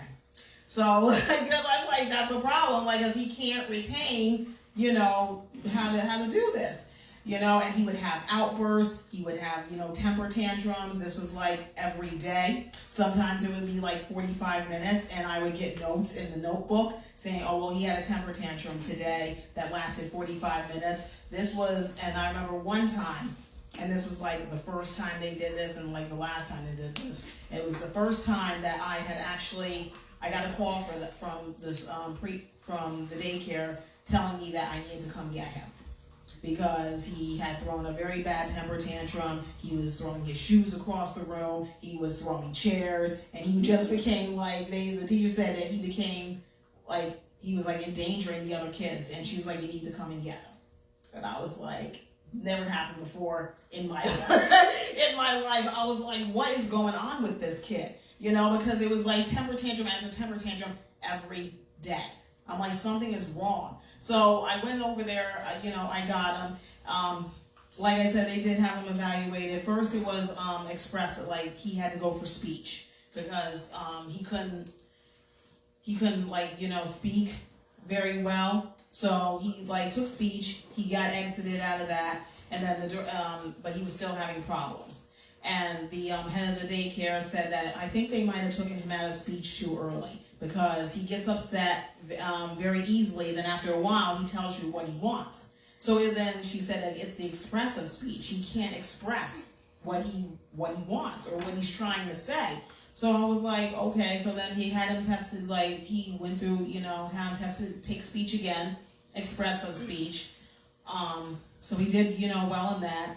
He ended up having to go to, because he's also, like I said, he's developmentally delayed, so he was behind other kids. And when, there were some times where, the kids would be sitting and he would be running around like Tasmanian devil. So, fast forward, he had to be put in a self-contained class over at Story Place preschool, where, he could learn at the pace with the other kids. So he was with kids that were at his level. So he could learn at their pace. So I'm like, okay. So it's very difficult, because throughout all these changes or whatever, him being in a self-contained class that he did so well, went to an integrated class. That was not, he floundered a little bit, expectations were higher, and he couldn't handle that. He had to go back to a self-contained class. And it was just tough because you're wondering, what's wrong with my child? You know what I mean? What is wrong? Did I do something? And kind of a little bit of, at times a little bit of shame came to me, because I felt why do I have a child with a disability? And I understood that it was normal. You know what I'm saying? Autism is a common thing. You know what I mean? I just never thought it would happen to my child. So, it was, just a little bit of shame. Did I do something wrong when I was pregnant with him? I know I was stressed. What happened? You know what I mean? Why is he developmental? Why is he developmentally delayed? Why is he slow? But but I had to kind of realize that it wasn't my fault. These are things that, they happen. His developmental... The one who evaluated him over at Developmental Pediatrics, Dr. Norhauser, she said that, sometimes these things happen. He just has to learn how to cope as he gets older. How to be able to do, you have to teach how to do things on his own. He has to be one guy said at the Developmental Pediatrics, who also evaluated him, said that he'll always be delayed. He'll always be behind. It's how does he cope with it? How can we have to get him to be able to cope with these things, through daily life. So, fast forward, he ended up going to George Washington School. I don't know if anybody's ever heard of it, but they're a school where, they mostly focus on, kids with behavioral issues, because my son had to be put there, and also, they also focus on, kids with autism, ADHD, stuff like that. So he had to be put in, that school because of his temper tantrums and everything. They didn't feel like he could handle a big school yet. So he was there at George Washington from kindergarten through second grade. now he's over at Van Rensselaer Elementary, because over the years, like, he has gotten better. You know, his behavior has gotten better. So, like, the services that I was grateful to obtain, him being in a self-contained class, him getting, like, what he needs, because he has an IEP. He's had an IEP since preschool, having to, speech and everything, having to take speech, physical occupational therapy, getting, luckily, having all these services in place for him has helped him. So he has, gotten better throughout the years. I looked at his report card. His report card was amazing this year. So I was really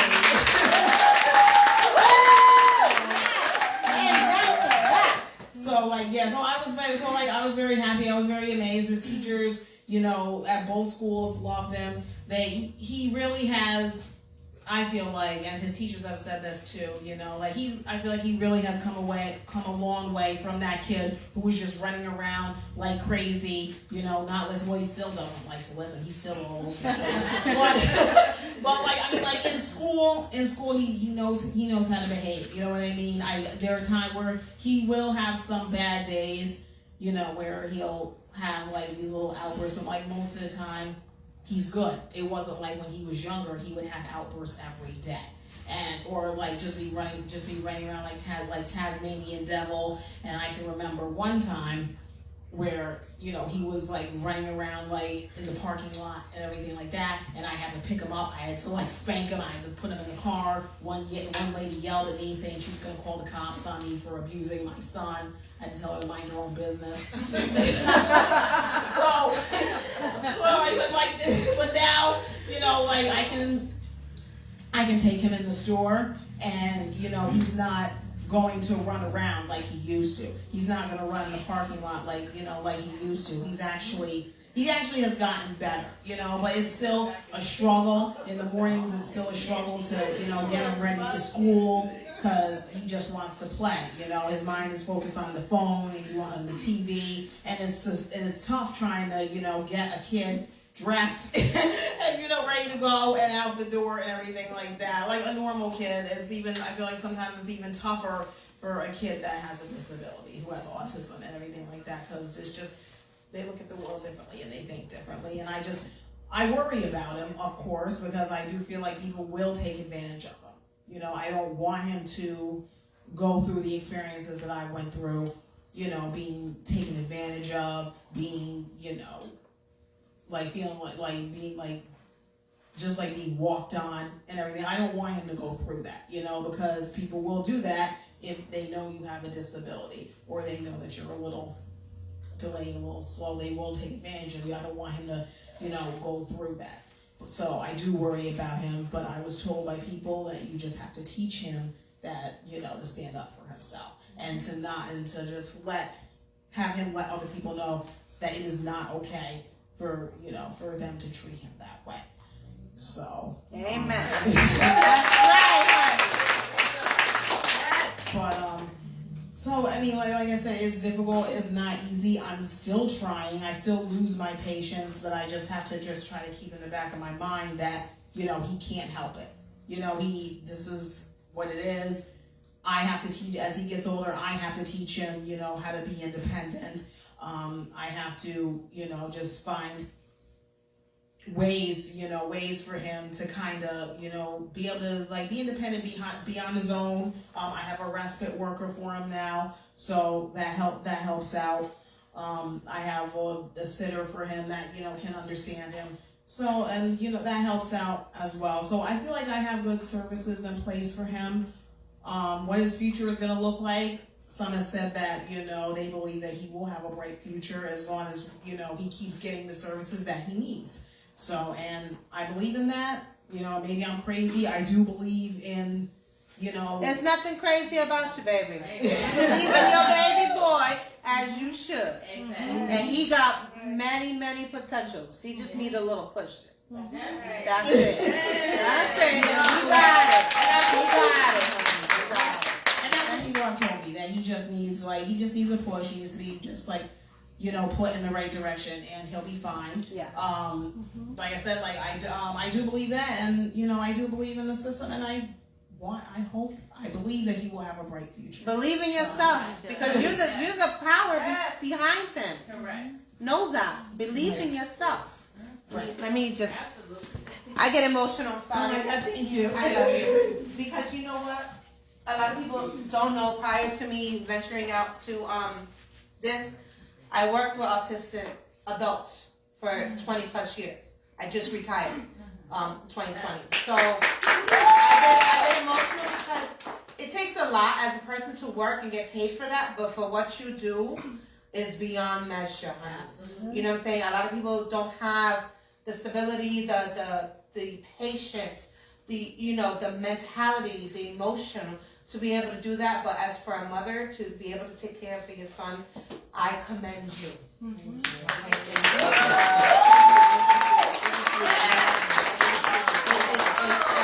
are the force behind him, so know that and respect that, because everything you push into him, it's just gonna push him along. Because taking care of autistic adults, everybody thinks they slow. I call them special. You know what I'm saying? It's their superpower. They are so much stronger than us in a million ways. Neurodivergent. Yeah, and they know so much more than we do. Right. They level on a higher frequency. Yes, you know what I'm saying? absolutely on a higher So frequency. what our spiritual people here know. We hear, we see, we feel. They do too, but nobody taught them how to deal with that. So for them, it's like, oh, you're special because you don't know, you see, you hear, you got people talking to you. I got people talking to me every day in my ears, but it's that because I know, it's them and it's not me losing my mind, but they're just special on a million, and we need to catch up to them. Exactly. You know what I'm saying? Right. So for you to be able to do that, it takes a special kind of woman, and I'm glad that you really spoke on this today, because you setting forth this tone that it can be possible. You don't have to put your children in these homes. And you got people that can help you. You know what I'm saying? You've got resources that can help you. So it's important for you to know that there's people that can do that for you, and you still be able to take care of your children on top of that. So thank you so much, Ms. Layla.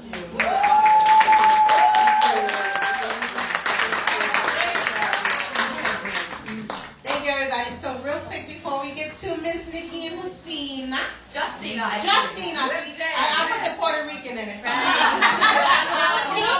My best friend is Puerto Rican, and we call ourselves Puerto Ricans. Puerto Ricans. There we go. Actually, Justina it is. Okay. We have a special lady real quick that wants to make an introduction. Yes. Real quick. I'm sorry, I totally forgot your name. Hello, everybody. I'm going to let her talk real quick, and then she's going to introduce you guys, okay? Thank you for joining us, honey. Hello. So, being on point with your energy. Hello. So, my name is Angelique, and I teach women how to practice the law of attraction and about energy. And so, I happen to be blessed and highly favored today to meet all of you guys by way of my friend back there, Brandy England. Hi, Brandon. And so I have to say, as a visitor, I am absolutely amazed. There is so much positive energy in this room that I wanted to run out of the room. I was processing like, oh my God. I don't know if anybody knows what the spiritual vortex is. But I need every lady in here to know that you are a positive, powerful entity, and you live by your words, and your words become your reality. If you're healing and you feel you are an appointment of something bigger than you, then you call it into your life for what you want it to be. The women that I'm meeting in here today are all super powerful vortex women. Just be in alignment of the energy you want. If you claim it, you have it. So shall you speak it, so shall you live it. If it is a money issue, then you say, all the money I'm seeking is now seeking me. Yes. If it is a house issue, the house that I want, I'm already in. Whatever it is, you will get it. If you feel you're not small enough. You be like, my body is fabulous and I'm in what I need. You always be present in the moment of your development. Because being in this room with you ladies, I'm in wow. I'm in awe. And I came as a visitor. I was like, do they know? Do they have an idea or inkling how powerful, how perfect you already are? Anytime you're not sure, anytime you're thinking that you're not sure, don't build up the contrast, because there's never a problem. Everybody in here needs to know there's never a problem. Because if there's a problem, that means there's no solution. So that means it's contrast. And contrast can be moved. By what? By energy. And how is that? A thought is a thing. There's never been a thing that's not a thought. The cup you're drinking was a thought first. The chair you're sitting on was a thought first. So whatever you're thinking can be a thing. And as long as you know that, you're never without. Money doesn't exist. Because money's true name is currency. Come on now. Everybody better know that. Come on now. There's no such thing as money. Because money is what? Current. And current is where? Here. Everywhere. If I put a hole in that wall and I got a plug, I'm going to get some light. Come on, somebody. So if you know that you have your own spiritual bank, Let's go. nobody in here should be worried about rent, mortgage, how we're going to make things happen, or how we're going to put things together, or where am I going to go from here, or how I'm going to make that work. Because you have a spiritual bank. Now, if you're not sure, close your eyes, visualize a room, put a lock on it, open it up and see a gold mine, because that's what you got. Because that's what you got. And I don't mean, ladies, you're sitting on a gold mine. I mean, you think of your gold mine. And you take some money out, and you do what you want. But you always know that you already have every and anything you need if you just believe it. So if you wake up and say these simple things, everything I'm seeking is now seeking me. I'm walking, talking, sleeping, breathing, peeing abundance. Come on Right? now. And there is nothing I can't have because I have everything right now. Right now. Right now. If you use what I say, and I've never met anybody who does not know the first 4 letters of their alphabet. Do we all know that here? Okay. Okay. All right, let's call the first letter. Let's get that A. Ask.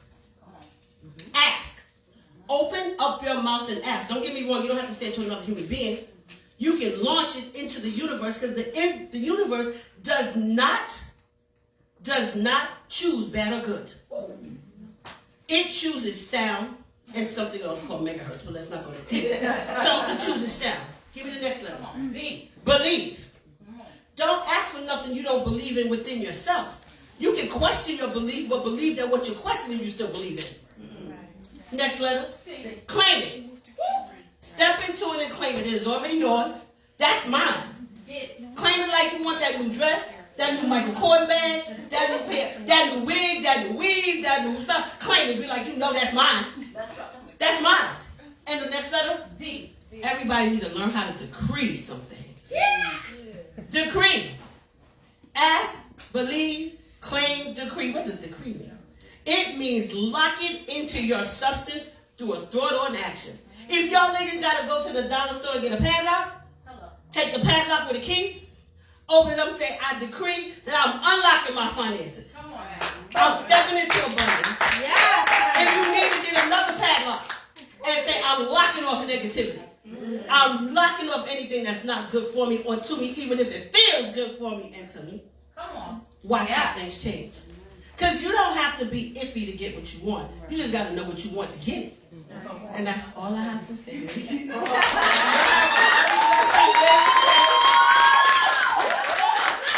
that anything you want is yours the moment that you think it and ask it. Yes. And it's not delayed. No matter what it is. Listen. It was a pleasure talking to you, ladies, and thank you for letting me speak. Thank you.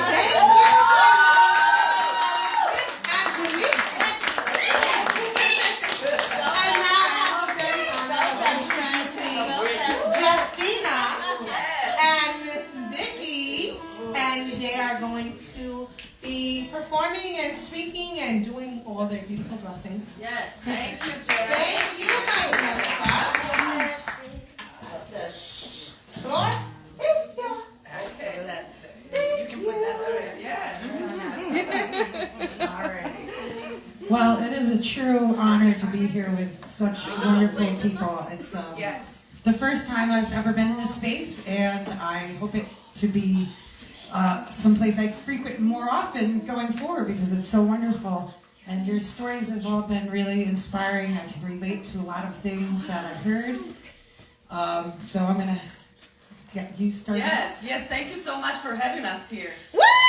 I am not from upstate. And it's really nice to get to know some people who understand about positive energy. Yes! All about it. Nikki Chaos and I have been writing songs together since April this year. And it's been an amazing journey. Do you want to tell us a little bit about yourself, or should I dive in first? I'll jump in a little bit. Go back and forth. Sure, yeah. So I'm a songwriter. I'm originally from Troy, Lansingburg. I am 47 years young, and I've been writing for about 30 years, and I love songwriting. I love using music to help me process my emotions. Usually they're angry emotions or upset emotions. So I'll be honest, like I spent a long time writing songs that would be considered kind of sad or depressing or really questioning the meaning of life, the universe, and everything. And you know, that doesn't always get you paid. I'm not in a Motown band or any kind of popular cover band, but I do have a band I love, and I have been playing with my partner Bob for about 6 years now, and we're called Curious Comet, and we do try to balance some of the deeper subjects with some more upbeat songs, so it's not all melodrama. But we really try to talk about the human condition and relating to people through the hard times as well as the good times. Because, you know, sometimes you need someone to sit with you when you're not feeling great. And I love being positive. I'm the kind of person that's going to go out of my way if I know someone's in trouble to try to help them. As much as we've all described, sometimes to the detriment of my own health and wellness. And so, as I've gotten older in the years, I've really tried to learn how to balance. Because it's important to have this circle, you know, you give, you get back. And when you find that you start to get around people, that you're always giving, and you're not giving back, that's a real flag. So I've learned through the years, and I'm still practicing, I'm not always good, I'm kind of an empath. So when people need me, I just want to be there and help them, and I want to solve your problems, but not show you how to solve your problems. And well, gosh darn, I just wish you didn't have any problems.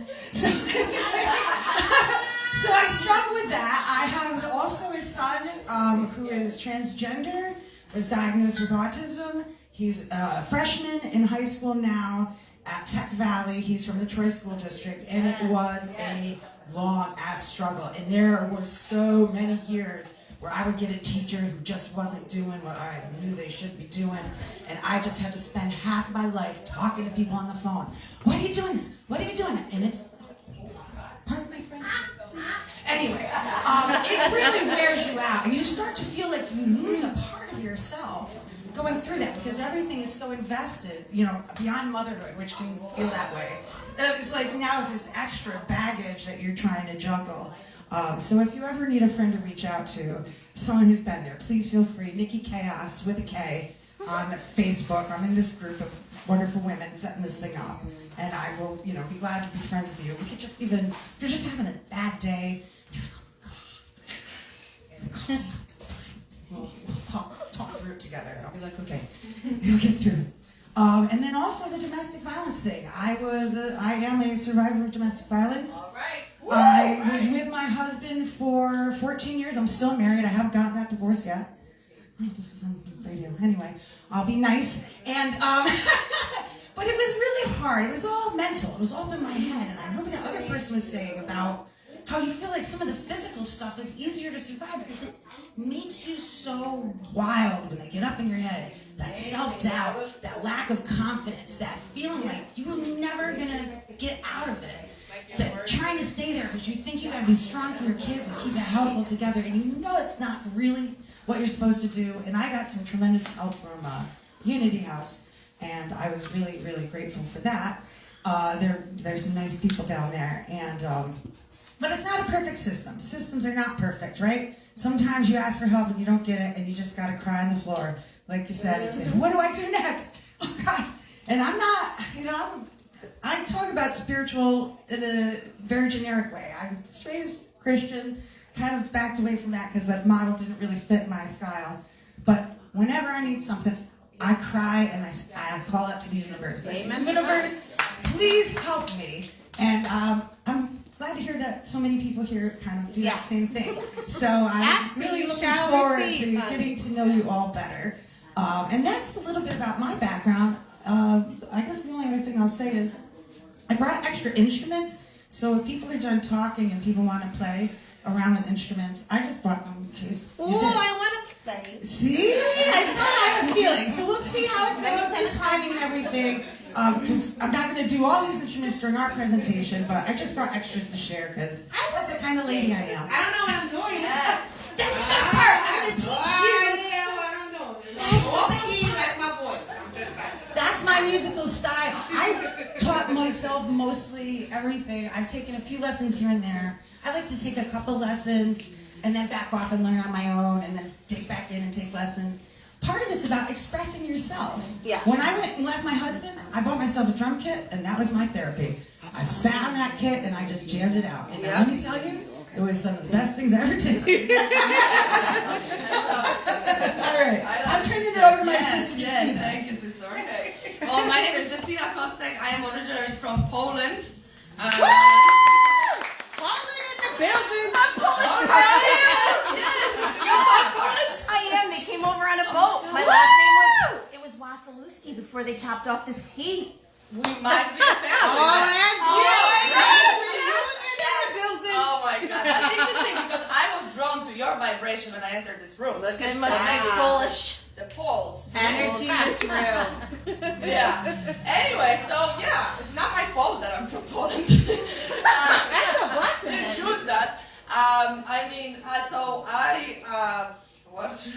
Always speaking about myself is the most interesting thing to me. And what should I say? I've been living in New York City for the past 7 years, where I've been performing my one-woman show about Marlene Dietrich, who was this really, really wonderful woman from the 1930s, 40s, 50s, 60s, a Hollywood movie star who used her international stardom to fight the evil. She was from Germany. During the Second World War, she left Germany when she was already super famous, and she used all her money to help save Jewish people and bring them to United States. She joined the U.S. Army. Woo! That's what I'm talking about. Women's empowerment right there. Women empowerment right there. She was one of the first women to kiss another woman in a Hollywood movie in 1920. Woo! Girl. The first women that, not one of the first, but she was like wearing pants in 1920s and getting arrested for that in Europe. So, and then she died penniless after helping all these people. But you know what? She's blessed, honey. Yes. She lived her life the way she wanted to. So 4 years ago, when I found out about her, I was like, I'm doing a show about her because nobody knows. And that's the kind of the career that I've been doing in the city for the past several years. I, however, come from, and then, okay, maybe where should I start? Oh, there's a lot. Okay. So I came from a very abusive, both emotionally and physically, childhood. But you know what, like always, I was like this, I was a horse girl. I loved horses, and horses is what saved my life, 100%.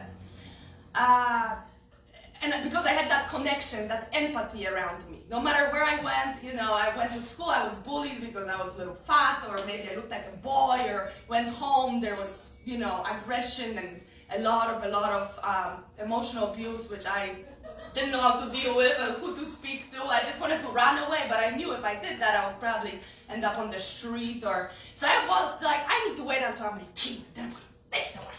I'm gonna do this. And I had this in me since I was like 5 years old.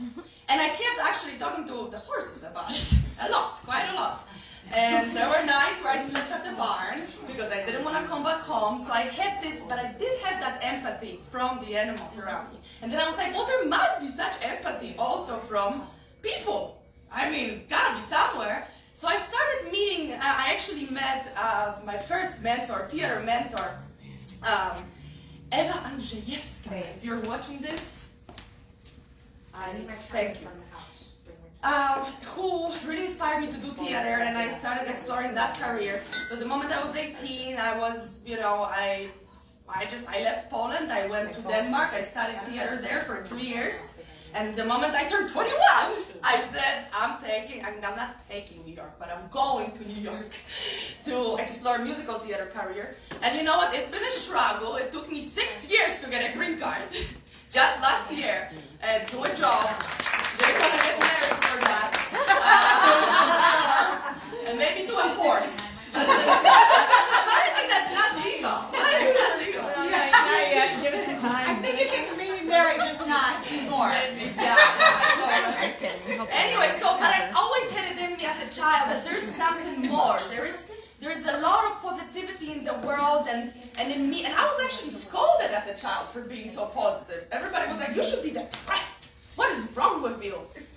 And anyway, so in New York City, you know, I've had a wonderful life so far. I bought a house upstate last year. Woo! And Congratulations, honey. And as you know, COVID kind of made me think about my life and everything. Because there was no theater anymore. I couldn't do my career that I was doing there. All my life was about that. And in theater, you act other people, right? So I was like, okay, so now I gotta like figure out who am I, because a little deeper maybe, you know, go into it. And I reconnected with horses. Oh my God, the last 2 years, I mean, since COVID hits, it's been amazing. I've been, you know, working with horses, training horses. I'm now getting into therapeutic horsemanship to help, especially, you know, disabled kids, people with traumas through horse therapy. I'm really excited for this journey. I'm still performing my show upstate. My Teacher Rights Again show actually is going to have some concerts this summer. Make sure you go. We're going to be invited. Yes. The cards. Yeah, the cards. And where was I going with this? Okay, so now, how we all met? Why are we here? Who are we? Okay.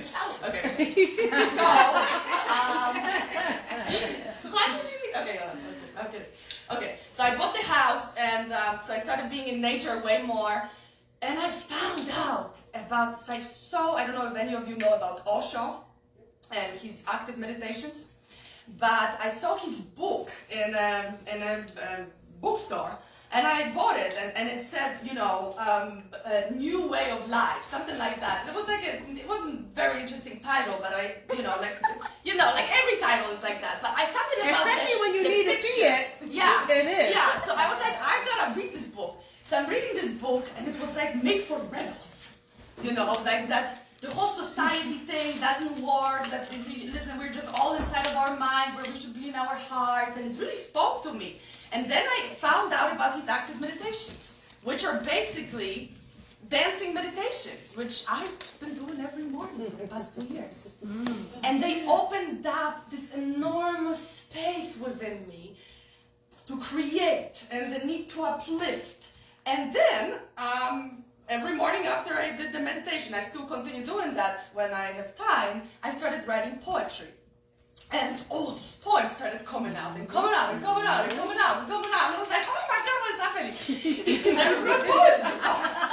I wrote a whole book behind it. Oh, I know this. I know it. It was a straight download. And so there was enough poems at this point to write a book, and I got a publisher, and now the book is about to be published. And I was like, okay, thank you. It's called Where My River Meets the Ocean.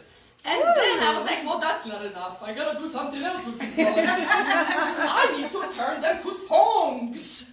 And I was like, well, I never created songs before, so how do I do that? So I went on Facebook, musicians groups, both in New York City and upstate, and I'm like, listen guys, I got these 50 poems, and I want to turn them into songs. 60s style, Janis Joplin meets Bob Dylan. Nice. You know, that's how we like. It's uplifting though. It's not about like, you know, it's all uplifting about, okay, I came from this, but here I am. So very unusual for rock and roll.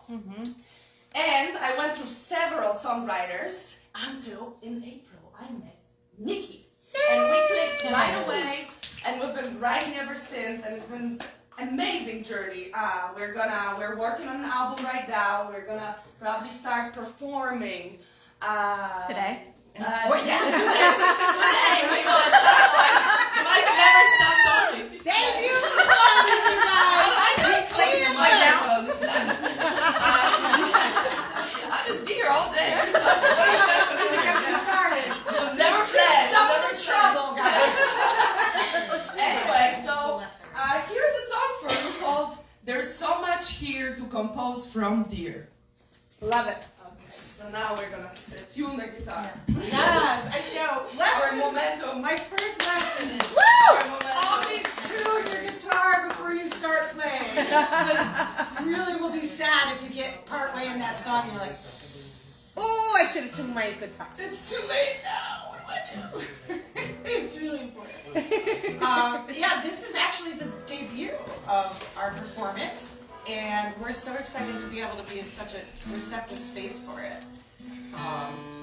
I have to say, I really clicked with Justina's songwriting, even though I mentioned earlier a lot of my songs are about a little more melancholy topics. There was a positivity about what she was writing that just made the songs pop out. It was so, I mean, when we started writing together, it just was like, wow, there's another one. Wow, there's another one. So, you know, it's when you find the right connection of energy. I guess as a musician, I have to say, and you know, some person's energy is not necessarily good or bad. It's just not vibing with your energy.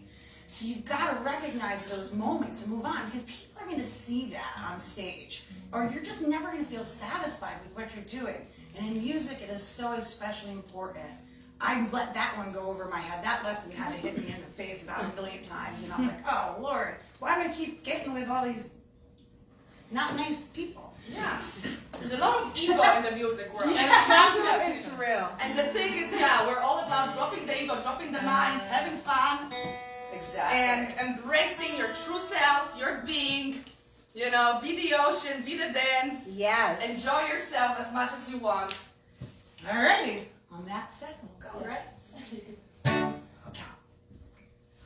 1, 2, 3, 4.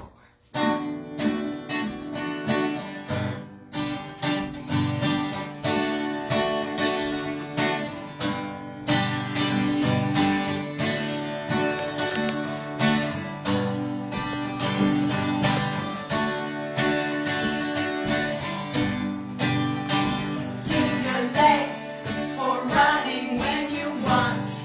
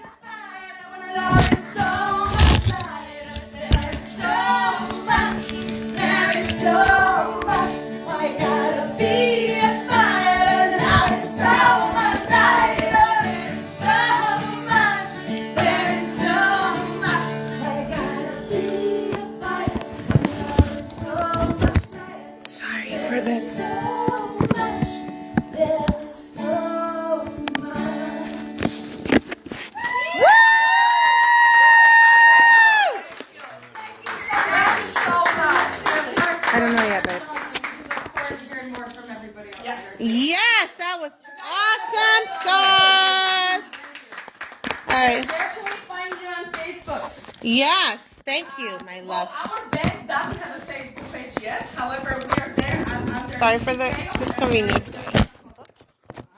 And CuriousComet.com and Curious Comet Music is my band. There we go. There we go. You can PM me through there, and we'll make sure to get you hooked We'll give over you to that, yes. just Business business. back. Thank you. Once we get that one going, we're hoping to be playing out in the spring. So we have it. Oh, I definitely will. Yes. Yes. And note to self. Facebook page. Do that tomorrow. All right, we back up, guys. Sorry, I had to charge my phone. Thank you, my loves. Give me a second while I get this together. All righty, let's see who we have next. It's a little lopsided, sorry. I'm not only the presenter, but I am also, again, the camera person. Thank you guys for Nikki and Justina.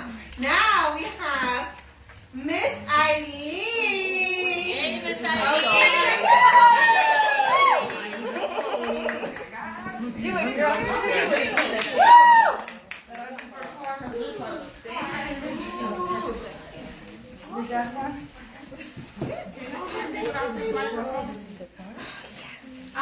Can y'all hear me without this microphone? Probably because, we're here. Let's see. Can you hear me now? Yeah. Yes, love. All right. I'm going to use my big girl voice today. Go ahead, girl. Do it. Bring them on. Aileen. I promise to tell you a lot more about me at the end, but that's not really why I'm here. So, if you need to find me now, you can do it at Aileen Does Tarot, and that's on Facebook. What you're going to run into is my business page, Phoenix Rising Esoteric Center. Okay? Woo! But for today, women's empowerment and how the heck did I get here? I'm actually going to need a little bit of crowd participation. I come from a long line of pastors and churches. So I'm going to ask for you guys to give me a little bit back. Can we do that? Yes!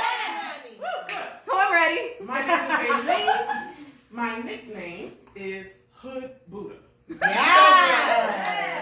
Good Buddha, baby. That's who I am. So, that's exactly who I'm going to be. This little pretentious jacket can go. Take it. Oh, I didn't take out my dollars. I'm upset. Okay. Oh, not today. Not today. Not today. Woo! Ladies. I am actually presenting today on what is in a name. Okay? So just like I have a name, Aileen, I was born with it. I have a nickname that I earned. You guys have a nickname, right? Yes. Yep. Okay. Every time I say what is in a name, I need to hear it. So, today, I'm presenting on what is in a name. Rowdy. What's your nickname? Lady behind the mask. Huh? Lady behind the mask. Huh? The lady behind the mask. There we go. Love, baby. Oh, there we go. We're going to do this one more time. It's going to sound a little chaotic, but this is what I need from you. What's in a name? Healing. Good. I'm As so you keep loud. going, you're going to get a lot more comfortable doing that. Because women's empowerment, anybody's empowerment, talks about who you are, not about who they told you you were. Your name. What is in a name? That line actually comes from Shakespeare. It comes from Romeo and Juliet. And Juliet was actually talking to a homegirl, and she was like, I really like him. I think he's cute. And it's like, you can't be with him. He's a Montague. And she said, so? That's his name. Mm-hmm. If you called him anything else, would he not still be as sweet? If you called a rose by anything else, would it not still smell the same? Your name you did not choose. So I'm going to ask again, what's in a name? Quality Rowdy. of science. There we go. And mine is still Hood Buddha. The reason I bring it up is because my name was an afterthought. And I love my mama. I'm always love my mama. Pastor Montgomery, that's my mama. But, she had me at a young age. So by the time I got here screaming and yelling at lunchtime in the inner city in New Jersey, she said, here, that one. There was literally no thought there. It was, I need to make a decision. I need to make one now. I was given a title. Aileen Sab. That's my mama's maiden name. Can't tell you who my dad is or what his last name is. And you know what? It don't matter, because it's not me. Because he's not me. Because she's not me. I am Hood Buddha. So, what's in her name? Next Friday. Essence. I want you guys to be comfortable in that. I want you to accept that more than anything else, because no matter where you go and what you do, guess what, guys? It has nothing to do with what they call you, because they're going to call you some ugly stuff. Yes. I'm a mom, I'm a sister, I'm a cousin, I'm a friend. I act like people's grandmama. I'm their auntie. Doesn't matter what they call me, because I am. And so are you. We're no longer trying to be anything, because what is in a name? What's in a name? And you notice how we start to dig into this, you get a little more quiet, and a little more quiet, and a little more quiet. That's why I don't want the microphone. There is nothing but love that comes from me, because fear has no place here. Because when you add that, I can no longer be. But I am Hood Buddha. It's not a question. It wasn't an offer, it wasn't a thought, it was a designation. More or less a job description. I have some really ugly tendencies. Sarcasm is one of them.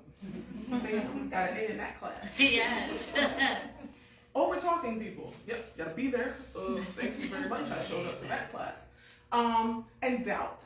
Doubt was a class that I did extra credit in. And I bet you did too.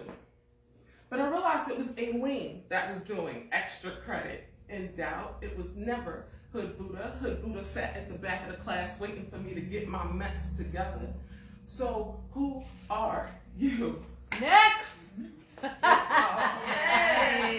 Who are you? What is in a name? Every time you hear that statement, every time it runs through the back of your mind, there should be a slight sense of encouragement, of acceptance, of love. We're not standing up here today because we're better than anybody. We are the same. You are me and I am you. Yes. That will never change. Absolutely. Except I am love. Yes. I am patience. I am precision. That's a hard one. And yet I am precision. There are things that I do not doubt and I do not question. And if you question them with me, I will smile, because you're still on your journey. And when you get here, I'm waiting. We can hit the bar. We can chill at my house. We can hit the fire pit. I'm coming, right? Because I am and you are, but we are the same. Buddha. All the pleasures and enjoyments of life, and yet all the restraint needed to survive. I am peace. I'm a whisper in the wind. I am a dangerous wave. My intentions are sure. My time is money. That takes control. It takes belief. It takes acceptance.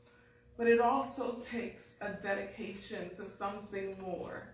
Something more than I was ever born as. But not something more than I was ever supposed to be. See this stage, this platform, this is only the beginning. But that's something I know. That's something I can accept. That's something that you will have to learn to grow into, that you will have to become comfortable with.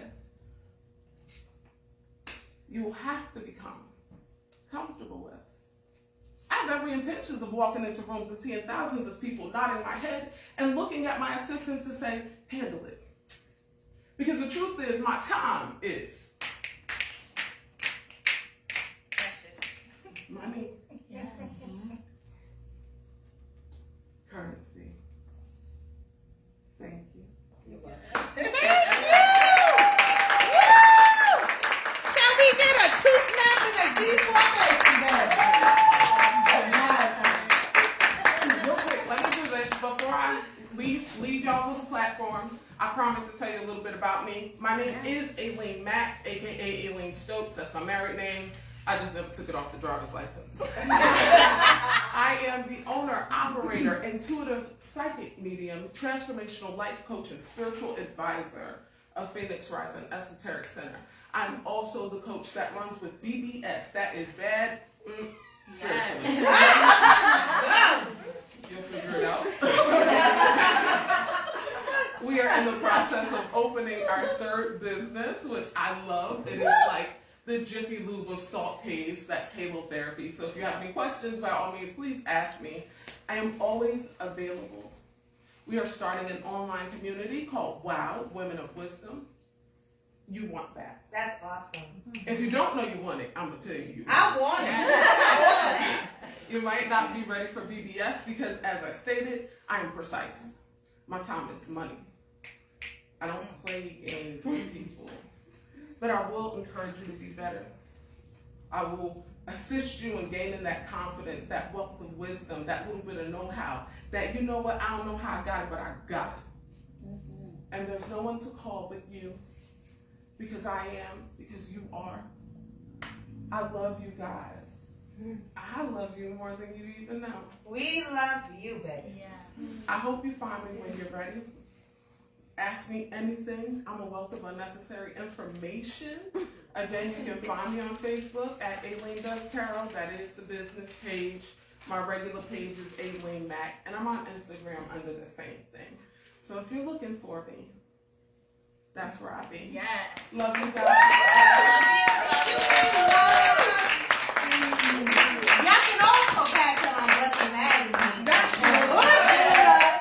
Okay. Next up is Miss Asia in the building. Lady, let's talk. Okay. Please welcome her. Very close friend of mine for like ever. I don't even know how many years it's been. I love you, babe. It's my baby back there. I love you too, baby. Proud of you, baby. Okay. Shout out to Miss Raya. Okay. Hi, ladies. My name is Asia. You gotta bear with me because I'm like really nervous. It's okay. This is my first time. Look, where your drink at? You good? Breathe it in, baby. Breathe it in. Tell you a little bit about me. 39 years old, have 4 kids, 2 boys, 2 girls. And I listened to a lot of the stories today, and I can actually relate to a lot of the stories. I've been through a lot in my life since I was younger. A lot of trauma, domestic violence, mental abuse, physical. So that kind of affected me in a lot of ways as a person.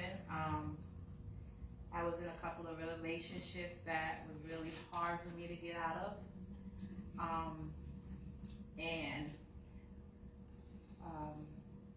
I finally did it though. Woo!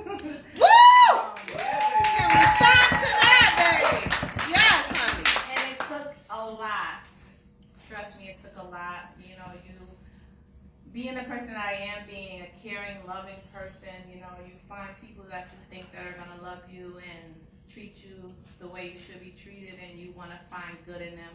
So you stay in these relationships and you sacrifice your happiness, you know, and your peace for other people. And that can be so consuming, it starts to drain the energy out of you. So it gets to a point where it's like, I can't do this no more. It has to be an end to it. And I finally got to that point where I was like, enough is enough. And one of the main reasons I really had to pull myself out of certain situations was my children.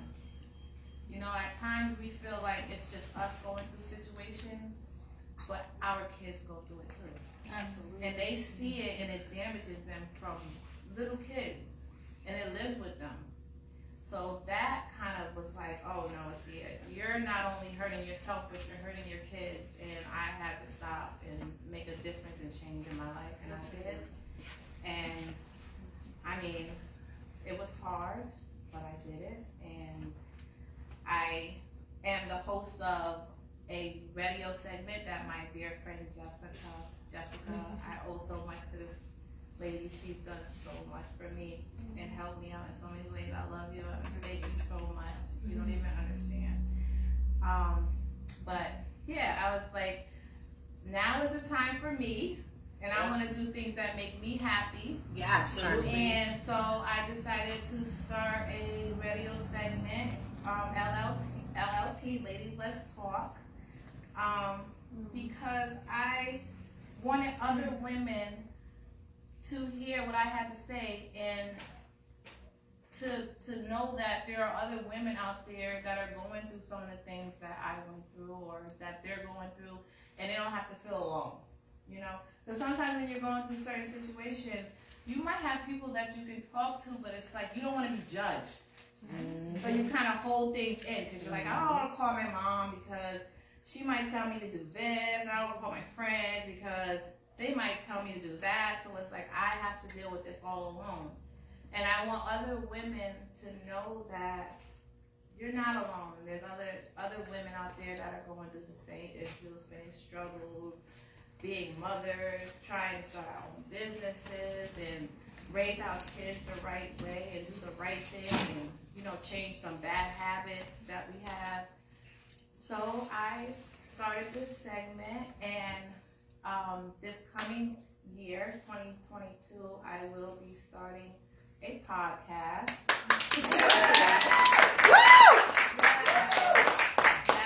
I will be starting my own podcast. So if any of you ladies want to come and sit with me and we can just talk about anything that women go through or what, you know, just anything to empower us, build us up, and you know, encourage us, make us stronger. My beautiful daughter, Saraya. Come up there, Saraya. I need you on camera, baby.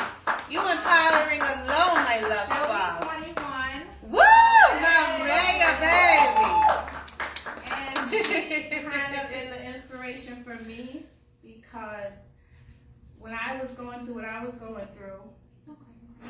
It's okay. It's all right. It's healing. It's okay. It's okay. Actually, everybody cried. I know. Let's everybody cry. It's okay. Girl, hurts. It's okay. You got this, baby. You got this. Remember, you're the force behind them. Okay? Remember when I was going through all day. And I felt so alone, and I felt like I would never get out of those situations. My daughter was there, and she went through so much, and she's seen so much. And for her to be an honor student in college,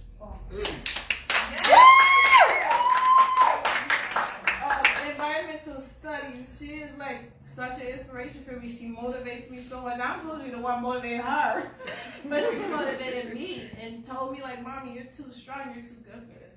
And I know you're a strong person, and I thank you, Raya. I love you guys.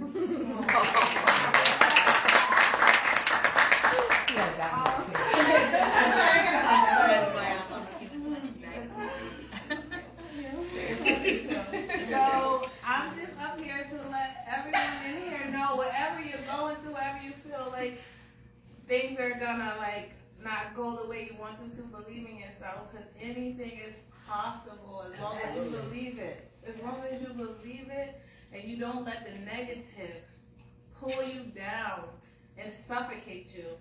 And I'm telling you, we can do anything.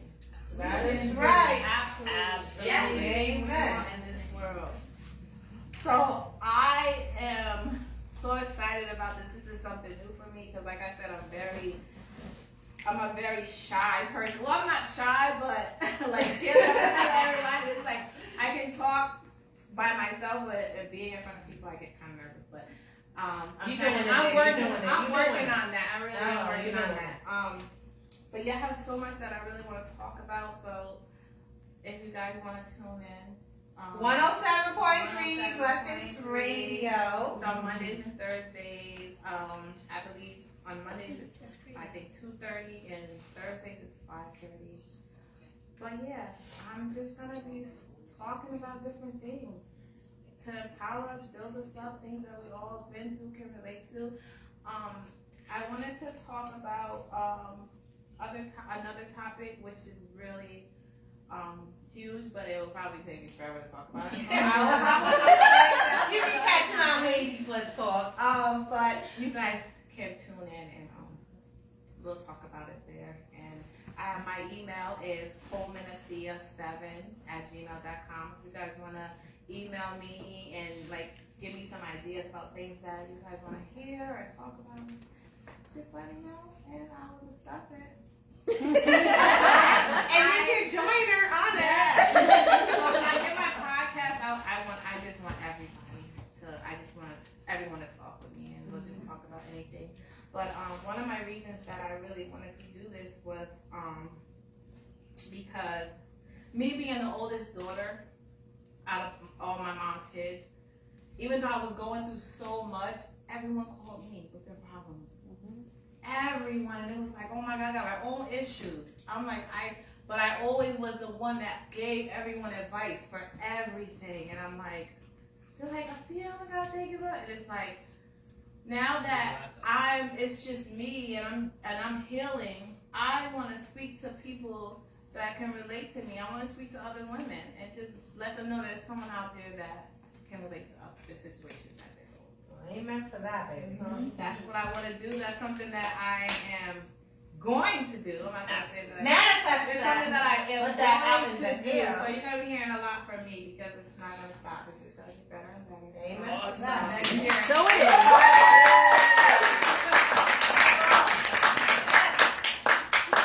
And Thank you, technically, my love. how are you doing?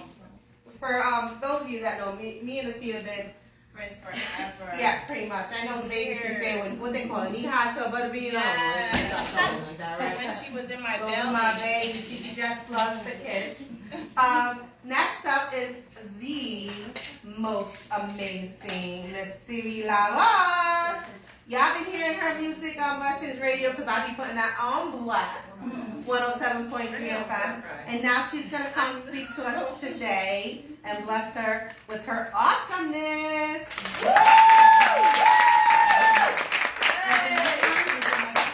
Yeah, use some of my favorite. Yes.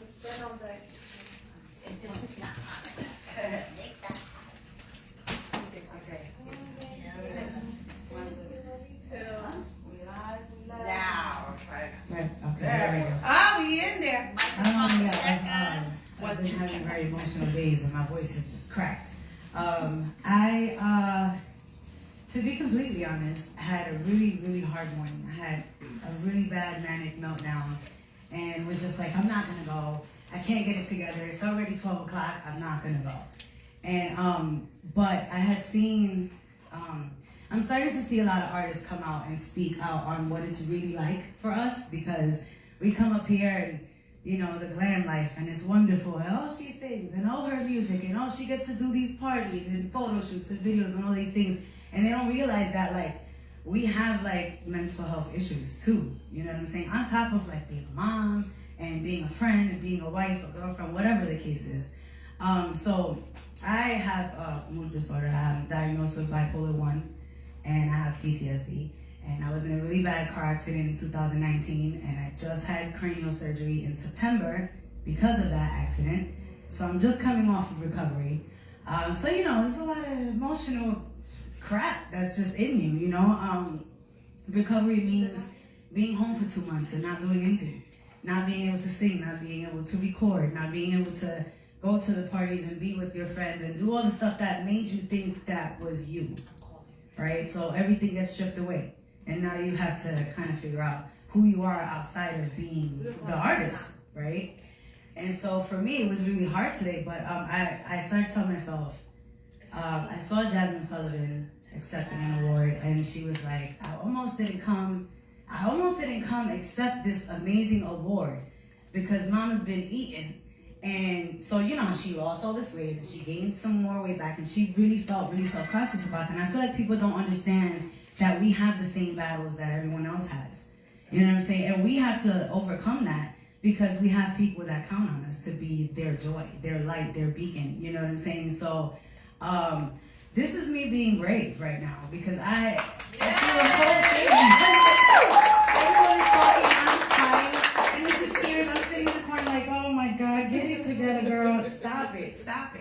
And you know, so on top of that, like I'm a Libra Scorpio. We have very strong characters. You know, I was raised. My mom is very strong. She's a Leo, strong woman, and I was raised in the church. So you know, very strict upbringing. I was always the rebel. Never really was a problem child, but I always challenged everything. Everything they told me, why? Why I can't do that? I don't like the way that sounds. What's that? You know, so I was always the one that was constantly questioning things and trying to figure out what my place was in life. And now I've come kind of full circle. I just turned 41 in October. And Woo! Thank you. And I'm like, you know, I feel like I look all right. I don't look 41. I don't You think I look gorgeous, honey. I You feel like I look look okay. And amazing. even if I did, like, I feel like aging is a beautiful thing. Yes. Since I was a kid, because I have an old soul. So it was always to me like, I can't wait till I'm old and people understand me. Because they just don't get me. I'm little. They don't think that I have anything to say because I'm a kid and things like that. So, you know, you grow up and you start to develop your character. But for me, it's really been more of a struggle because I feel like I'm trying to rapidly heal myself because I'm also a mother. And my daughter, who is now 12 years old, has the same mood disorders that I have. So when she has her moments, it's a trigger for me, first of all. And I'm like, oh my God. Okay, so I start freaking out. We're both crying, and then we both calm down. We talk through it. We love on each other. We meditate, and we get through it. But it's hard because I didn't have that. I had give it to the Lord and move on, which was fine because I feel like my roots in my faith have definitely brought me far. And I always take the good and leave the bad. So I appreciate how I was raised, but I also kind of resent it because we never looked at the deeper stuff because everything was always considered, oh, you know, that's the devil trying to drive you crazy. Just ignore it and move on. All right, you know what I'm saying? And sometimes it's deeper than that. You know, some things in life you do need to just ignore and move on because you can't be upset about everything all the time. But some things in life you got to dig deeper and figure out what the core of the problem really is. Yes. And we didn't have that growing up. So now that my kids are starting to face these things, I'm like, reality check. I got to fix me quick. You know what I'm saying? And that's not possible. You can't undo 40 years of emotional damage in a couple of months or in a couple of years before your kid hit adolescence. So, you know, that has been my biggest struggle. And so, like, I'll write these songs, I'm singing, and right before I go on stage, I have a complete meltdown, falling apart, can't breathe, have to take a Xanax, or whatever the case is, to be able to get on stage and be like, hi, everyone, I'm Stevie Lovelace, life is so great. And I started kind of, like, killing that. I was like, I'm just going to start showing up as me. Exactly. And there have been many times where I'll show up like completely decked out. This is me like soccer mom dress, but those of y'all that know me, I'll be doing too much. I'll be like Mariah Carey in the supermarket. As you should.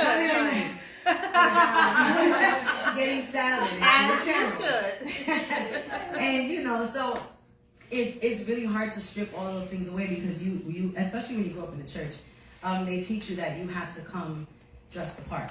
You have to, the show must go on almost, you know? And so, but I noticed that I get a lot more positive feedback and like beautiful, genuine reactions when I'm on stage and I fall apart. It happens. Like I recently had a gig and I was just like, you guys, I'm not okay today. And I just started crying. They're like, whoa, it's all right, girl. You got this. And I'm like, you know, that became my therapy for the moment. I talked about what was hurting me. I sang, I cried through the song. And then I felt better, and the rest of the show was amazing. And I got a whole lot more better feedback than the times where I just kind of pushed through and pretended that everything was Barbie doll perfect. So yeah, it's really hard for me. That is really hard for me. Being vulnerable, showing people that I'm sad or human is almost like a weakness to me. And so I'm working on that. Embrace it, baby. Yes. Embrace it. It's hard, but being here today, especially today, I was like, very, very close to just not coming because I was like, I can't pull it together. But then I'm like, amen. Hallelujah. And I'm like, this is a woman empowerment summit. Like that's where I need to go. Like that's where I have to go. If I can't speak, then I'll just look at her and be like, I'm not saying nothing. I'm just gonna sing and cry and get fed and go home. You know. But I figured this is the time when we have to stand up and we have to, you know, because I feel like people on the outside look at my life and they're like, your life is so great.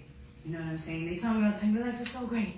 And now you have a boyfriend and he's so devoted and you guys are so in love and the kids are good and everything is good. And it's true.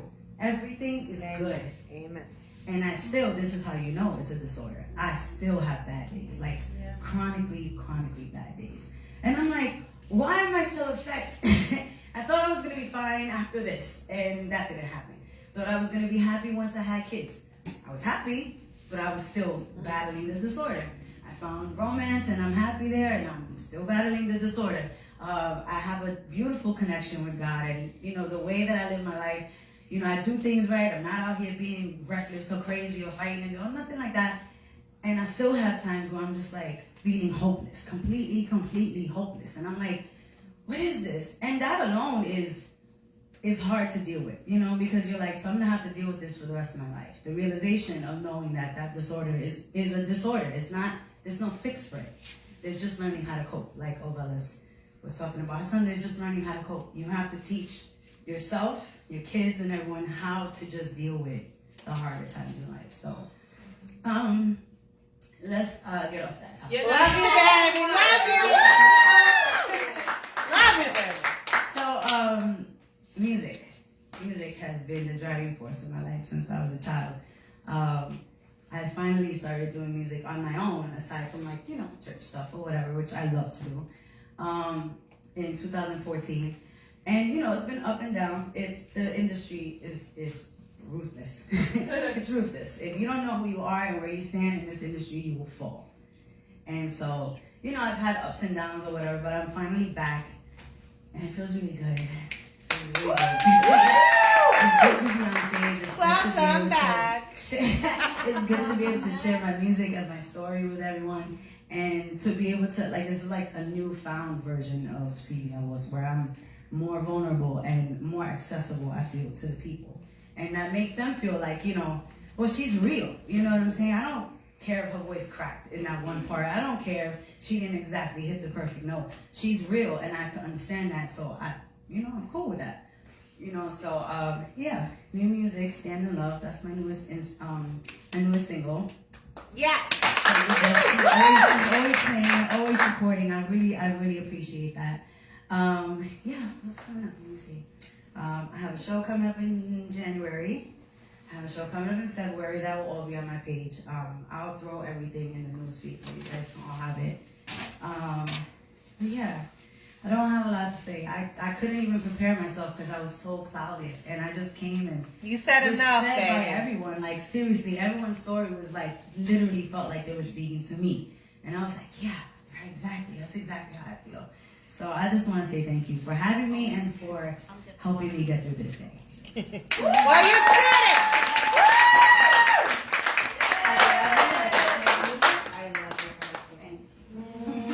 Thank you, baby. All right, you guys. So once again, thank you again for each and every one of you guys coming.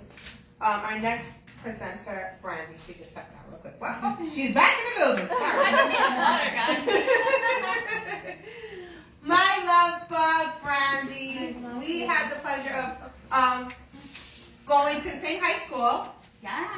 Amsterdam in the building. And okay, 518. Okay. And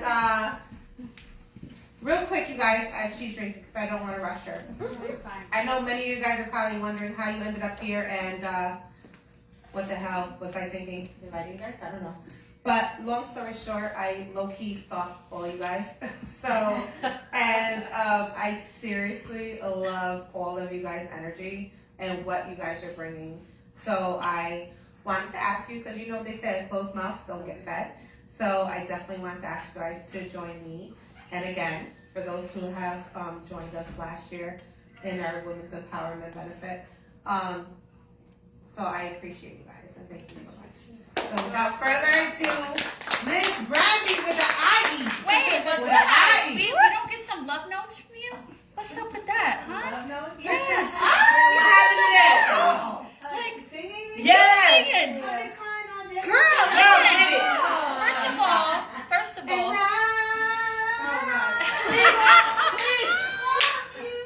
Okay, that's about it. Right, that part. I'm just saying, listen, your perfection. If you want to hear and Miss that's that. CB Levels, 107.3 FM, Blessing Radio. on blast all the time. There you go. Tune in. Do I need this microphone? I don't know, baby. I'm loud in Puerto Rican. As long as you can hear me. Awesome. Thank you. So you, just before I start, are the most beautiful, authentic blessing. And for you to be that transparent and share your tears, you allow people to celebrate the authentic you, right? Yes, and honey. because one of my gifts is to be a human vortex. So what that means is I meet a lot of people all over the world. And sometimes they're crying, they're screaming, they're mad, they're angry, they're happy, they're sad, because somehow God has blessed me with the gift to shift people's SHIT, right? From the root, and then it sets you free, right? Often we do a lot of energy work. The beautiful thing is it shifts us for the moment, but it doesn't get to the root. And I've heard all of you talk about the root. And, I thought I was going to talk about a new dawn, a new day, and I'm feeling good. And I'll probably wrap up with that. But I think I'm just going to take a few moments to just kind of address some things that I've heard and experienced. So my name is Brandy. I'm so honored to be in all of your presence. And you are my new soul sisters. So you're stuck with me. Yes. Like roaches. You can't get rid of me. And that's that. So thank you for being so authentic, so transparent. The ability to cry and be vulnerable allows everyone to see your soul and who you are. And we have so many beautiful women in here that have allowed each and every one of us to be part of the journey. You, for your amazing super child who's incredible with his superpowers, I commend you, because that is the hardest job in the world. But I can tell you this, God never makes any mistakes. Ever, right? So you chose him and he chose you. But you both grew out of that experience. But his brilliance and his superpowers, the one thing is with autistic children that I've experienced is that I'm a hyper empath. So what that means is that, so for a hyper empath, so many people, you could feel people's feelings, right? You have that gut intuition. Another type of empath, you'll just know. No one has to tell you, you just know, right? Whether you hear auditorily or just a thought is in your head. That's another version of an empath. The other person is an embodier. You feel it through your entire body. And when you're in a room, you can feel their pain as if it was yours. So me, when I'm in a room like this, I'm like this. A human punching bag. Because I experience all three simultaneously. However, I have learned, in terms of my energy work, how to shield myself, but for the highest and greatest good of all. So the universe still allows me to experience and feel those things, even when I may not love it, but it's needed and necessary for me to connect. So for your beautiful son, he experiences and feels and sees truths and knowledge and wisdom in ways that we can't even process in this human experience. So a person who sees 1,000 things in the room. So I am a visualizer. So one of my gifts is like I see. Who knew, right? A few years ago, I'd have been like, oh, hell no. I don't want to know nothing about that. I was scared to death about all kinds of things that were spiritual. Though I had these gifts when I was younger, I was very afraid. But your son sees things. He probably sees energy. Like, I'll see energy waves in a room. I'll see people's higher selves. You know what's crazy? It's like to see a person and you can't unsee them, and you're like, oh, shit. What the heck? So, yes. So I'm saying your son is so amazing and brilliant and gifted. He is going to make this world a more beautiful place. And often the communication piece, we think that it's a disadvantage. But in the spiritual realm, voice communication is not needed and it's not necessary. We telepathically communicate with one another. The same way that you see my hearts and I see yours, that's the same way your son does with everybody. So he's like, this voice is not needed, but can you imagine being in this human body and how freaking frustrating that must be that you can't express yourself because everybody else needs words, right? But you're so brilliant, the space that you come from, you don't need them. So you could see, I'm just saying in a nutshell, I just wanted to share that with you, that he is a saint and a blessing. Yes. And you are doing a rock star job. Yes. And kudos to you on that. Amen. Yes. Woo! And my beautiful transformational coach over here, thank you for stepping into your power and stepping into your gift. And the fact that you had built an empire and had the courage to step away. Many of us women, you all talked all day about the courage to do something different.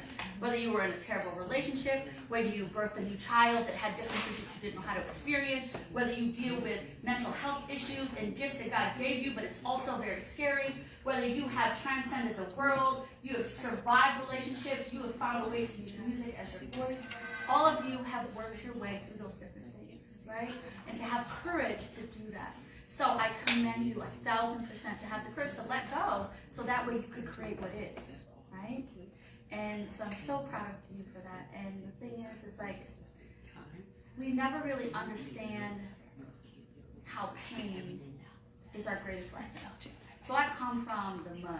I come from the streets. Like, I wasn't raised, I was drug up. That's just how it happened for me, right? That was just my life. But what I can say is that I am not just a survivor of domestic violence and emotional abuse. I understand what it is to be homeless. My mom used to be a crackhead who then got her life together. All of those things, right? But I am not just a survivor, I'm a thriver. Yes. So, yes. period, point blank. Yes. We are all thriving. Amen we for are that. not just surviving. And that is our job from here on out. And I think, too, it's like where you were talking about the essence of the name, right? I'm like, oh, girl. I had actually contemplated changing my name more recently because many of you, so 2 years ago, well, we'll just say this. I'll give you a quick backstory and we'll come back to that. So I had left a long-term, on and off again, toxic, emotionally, physically abusive relationship. It took me on and off for like 15, 20 years. Yes, however, I sold my house so I could make that transition happen.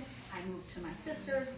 But before that, I had lost my ex. She got killed by a train in Brooklyn accidentally. I lost my mom, who didn't need to die.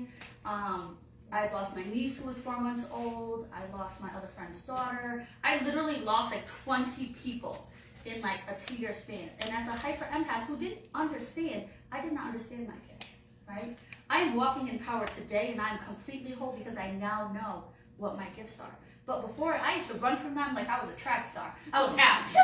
There was not no staying any. I didn't want to know nothing about that. However, it came to a point where going through all that, I had terrible post-traumatic stress. That I worked in a job. I'm a social butterfly. I can talk to anybody. But I worked in a job for almost 4 years, and I didn't make one friend. Not one. And Jess knows me. I love everyone. Not one friend. There's not one person to this day that I even still communicate in that place. Not one. But that's how broken I was. Right? And so I didn't even understand how bad my post-traumatic stress was from so much loss and the trauma of my childhood life. So I have survived and thrived from sexual abuse. That was my experience when I was young. I didn't even understand that until I was older. So there's all these things that kind of just came to a head. But I think that the universe and God, those were my greatest lessons. They brought me to where I am today. All of those experiences were like this kind of gentle nudge in the right direction where we were talking about divine guidance, right? And the other thing is when you were talking earlier about everything was chaotic, my morning was crazy, I didn't know if I was going to be here. Spirit always shows up with chaos before we're supposed to do something great. That's right. Period, point blank. There is no question on that. Spirit always does that. This morning, my morning was a cluster.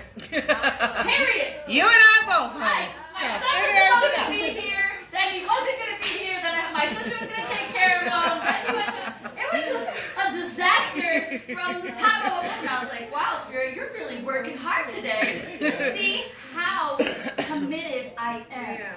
Yeah. See, and you want to think of it as not just a test, but really it's your chance to show your testimony. And so your stories are important. Every single one here will forever change my life. I will leave this room tomorrow better because I came here today. Not because I'm speaking to you, but because I got to hear your story. Because I got to be in your presence. I got to be one with you for a moment. You were vulnerable enough to share your life with me and your heart with me. So, moving forward, I sell my house, I end this traumatic relationship, but I didn't end my traumatic relationship right away. I took that baggage right with me to my sister's house. I'm like, yeah, I'm going to move in with her for a little while. I'm going to live in the penthouse. You know, that's the attic, aka. So I'm living in her attic. No full-time job because I lost my full-time job, my professional job. So now, mind you, I got pregnant at 15. I had my son at 16. Everybody's like, you're going to be a loser. You're not going to do anything. I was raising my baby sister who was 2 years old at that time. I could never go to school. So I finished high school, but I didn't get to finish my senior year. So I got my GED that last year at the same time my graduating class graduated, right? Somehow God always worked it out. There was always angels taking care of me somehow in the back. And I got a scholarship to go to a college through the Private Industry Council. So it was a work program for people who were poor. and then you could work for the summer. So I did that, right? Somehow the universe worked out that they paid me to go to college for the first 2 years. So I did that. And I tried to do everything in my life that I could to come from where I was to know where I'm going, right? There's 5 girls in my family. My only goal, only thing in my whole life was to make sure our life was better tomorrow than it was today. I lived for them. So I tried to do everything I could. So now we deal with the post-traumatic stress, losing my mom. I'm a disaster. I lose my professional job. I did go and get a PhD along the way. Who gives a shit, right? Whoopee, it was great. But at the same time, I was still running from all of who I was. And so all of this coming together, I did sell my house. I found my spiritual path, and I learned to become an energy healer. Now I'm a master energy healer. But that gave me the strength to step into my full power and to heal as much as I could with post-traumatic stress. When I tell you the cord of my ex was in my back, this big, it was huge. And I probably received a good 130 healings. But it's the one thing that let me release that finally. So, and the other thing I would tell you that you're like, oh, this is a disorder. There's nothing wrong with you. The thing is, you're human. And you are entitled to be empathic and to be human and to feel like different in different moments at different times of the day. Amen. That is a whole fact, and many people don't honor that fact. And also, I did want to say for your son who is autistic, he doesn't have ADHD. One of my gifts is I'm a divine channel and I bring higher knowledge, and it's just, sometimes I'll do it consciously, sometimes I do it subconsciously, sometimes it can be freaking annoying for people. But it's just facts. He doesn't have ADHD. He is hyper aware and sees and knows everything. Can you imagine what that's like in your brain when the world is just giving you information and you know things that everybody else around you doesn't? That's incredible. How can you pay attention? Because you're like, oh, look, this is going on. I see these colors, I see these images, these halos, these, you know what I mean? Wisdom is coming to me. It's, look, see, these are called truth bumps. See those? Truth bumps, not goosebumps. That's because it's a fact. So that's how my body responds to energy. So I just want to share that with you too. We often try to diagnose these things as doctors and medical professionals. And I'm a sociologist, so I'm not a medical doctor. I've done some med-so. So just take that with what it's worth and what resonates with you. Take from me whatever resonates with you. If not, put the rest in the trash can and keep it pushing. But, so I say bring all of these things together that you can overcome anything, right? Absolutely. Without a doubt, without a question. And it doesn't have to take time. Like this, you can happen exponentially.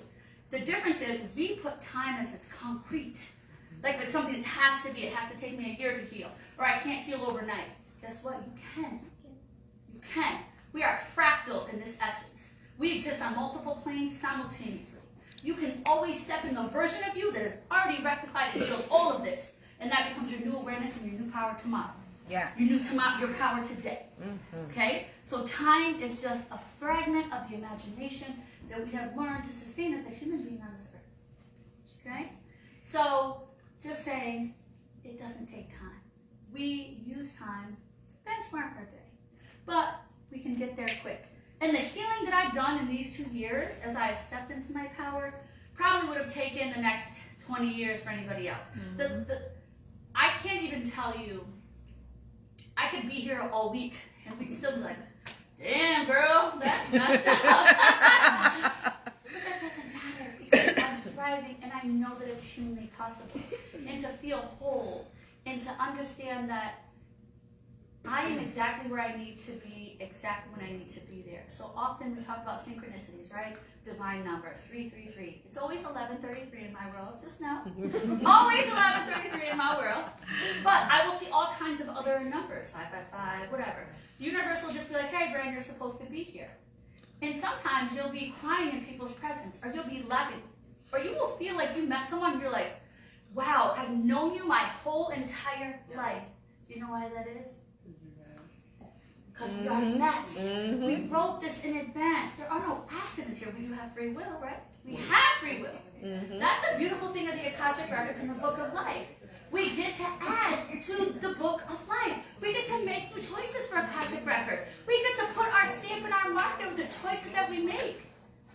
But we wrote this. We all knew we would meet here today. We all knew that our soul tribe, the people that we needed to connect to without judgment, without fear, I could be like, hey, I saw aliens. And this light and love being came and said, all paths lead to home. I got a whole alien right here, baby. Thank you. And for me 2 years ago, I was like, yo, you tell me one thing about an alien again, and I'm going to punch you straight in your face. See how that works? It's my alien. It's my alien. I love it. But what I have learned is those are higher light and vibrational beings that we have been socialized to think of differently. I did not know that. I came that from a totally stance of fear. I don't want to know about it. I don't want to talk about it. I don't want to think about it. Keep that shit and keep it pushing. Not here, not today. Sorry. But now I have learned that those higher vibrational beings, we are part of this human experience. We are part of this human experiment. And you are all of my divergence. What's interesting is that I heard you say divergence. And my sisters will always laugh and they're like, Brandy, you pick up all the randoms. You meet all the randoms. Like, you're just always bringing randoms into all our life. the time. All the time. They're Ask always him. talking snap. Like, how do you find these randoms? All the I'm like, what you mean? They're just big. Never and fails. They're like, oh, Brandy, she picked up the misfits. Misfits are coming. Brandy, the misfits, they're going to be here, right? Mm-hmm. That's me, and I can't help it. Because that's the way the universe works. We pick up the misfits, but guess what? It's not misfits, they're the divergents. Yes. And until I actually watched that movie, I had no clue what the hell she was talking about, my beautiful soul sister Stephanie. Mm-hmm. But now I get it, right? They are the people that are one, that are whole, that have fought these crazy battles in our life. Whether we came from a perfect background or an imperfect background, we all fought different battles, and those battles are real for us. They are real and true and factual for us. However, we do not need to stay stuck in this human story. And I think when we're talking about a new dawn and a new day and I'm feeling good, that's the one thing in that beautiful words of Nina Simone that we need to understand. We do not need to walk this human story. We can take, and so when I say human story, what does that mean? Human story is, I don't need to live every day like the broken Brandy. I don't need to live every day like I'm a survivor of sexual abuse, that I know what it's like to be homeless, that I know what it's like to struggle, that I know what it's like to be poor, that I know what it's like to never feel like you fit in a room, and you could be in 1,000 rooms and I just don't belong there, right? Or that sometimes you're too much, you're larger than life, or maybe in other rooms you never feel good enough, right? You don't have to walk in that human story because that's a human story. The story that we need to start living, our higher self story. I'm encouraging all of you to find your higher self. Step into your higher self. Yes, do I work with people to help them understand who their higher self is and to name them and experience them, because we have multiple. Do I work with people to name their spirit guides and how they can serve them and support them? Absolutely I do. But at the end of the day, that doesn't matter. For you, you have to step into your higher self. My higher selves, which had come to me in 3 different ways. The first one is that I was a prophet like Muhammad. And I'm like, what?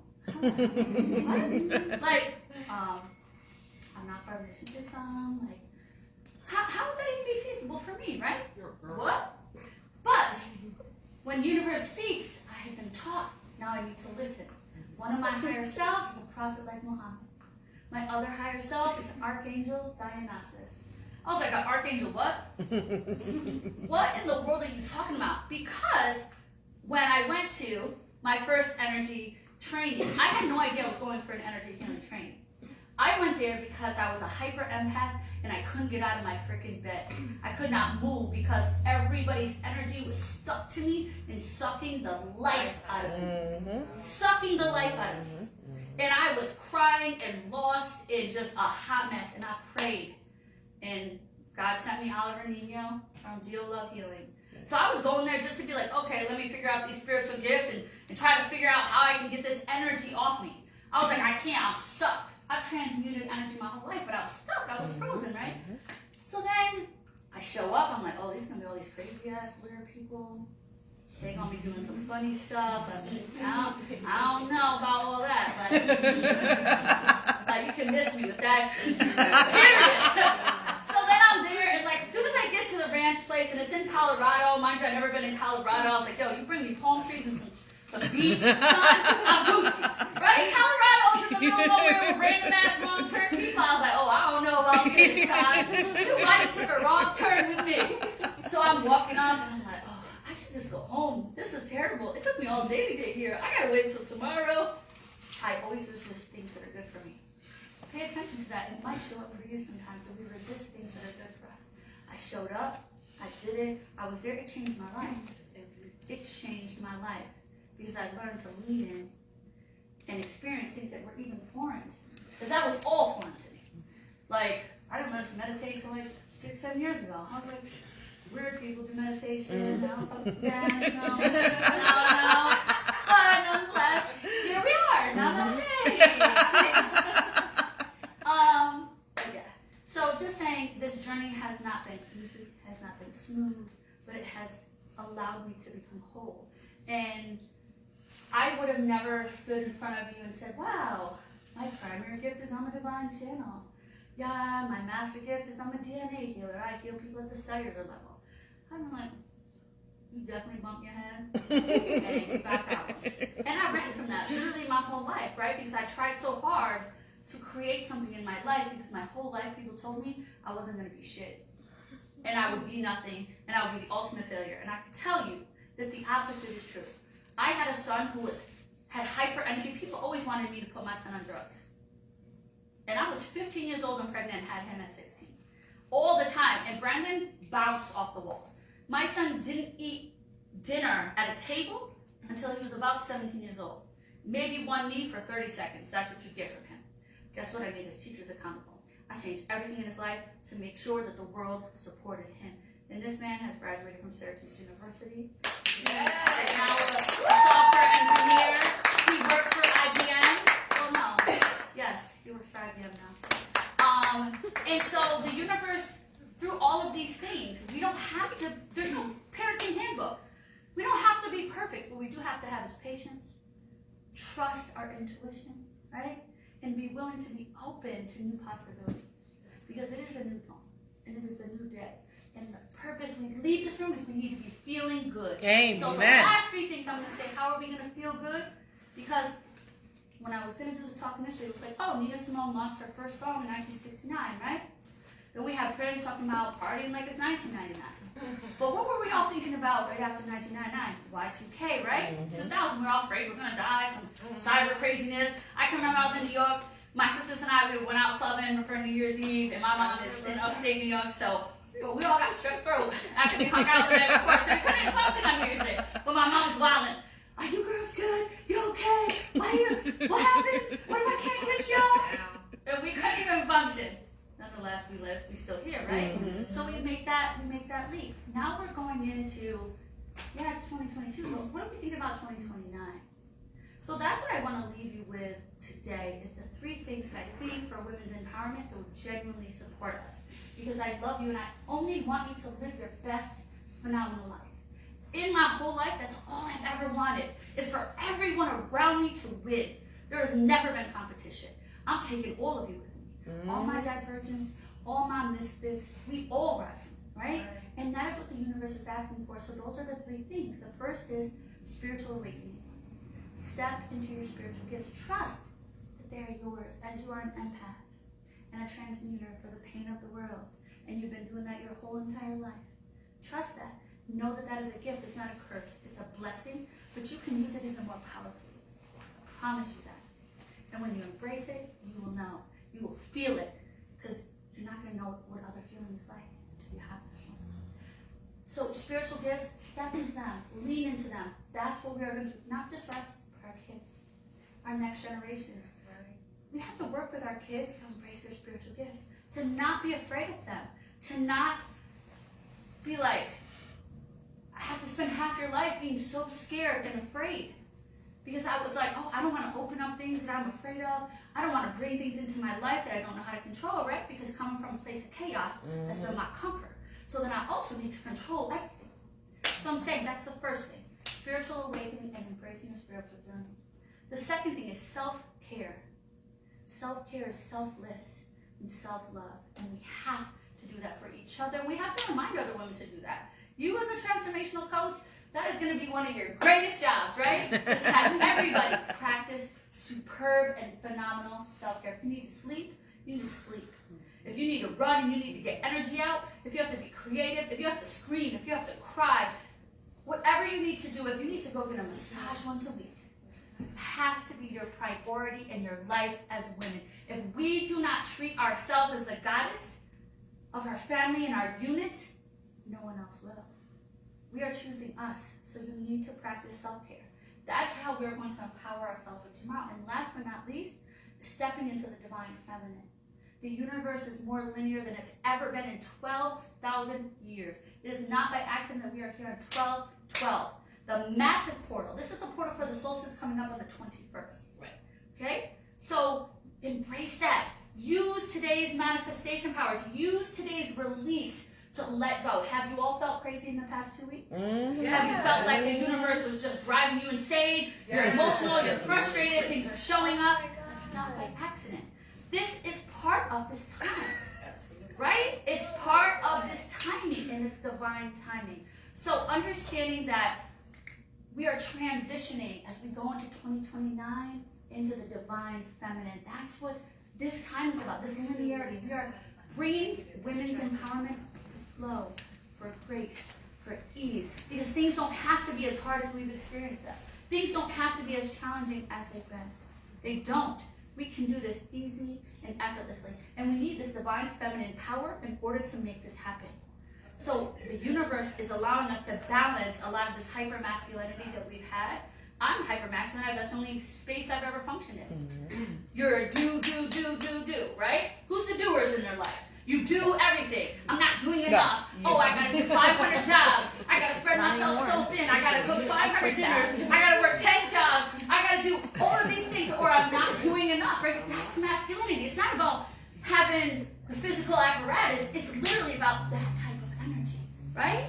So what I'm saying is the universe is calling on all of us to step in to our heart-centered space, to our love, to our ease, to our flow, to our grace, and bring that to all of us, even on our hardest days, that divine feminine energy. And I'm going to send everyone a meditation.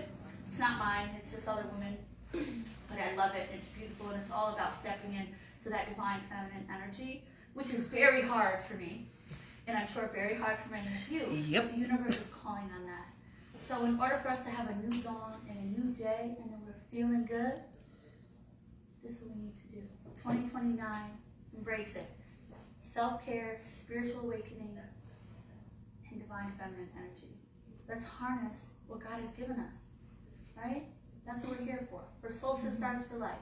Amen. So I love you all, and thank you.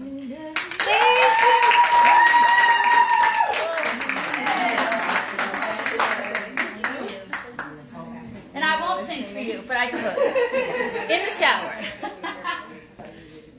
Alright, guys.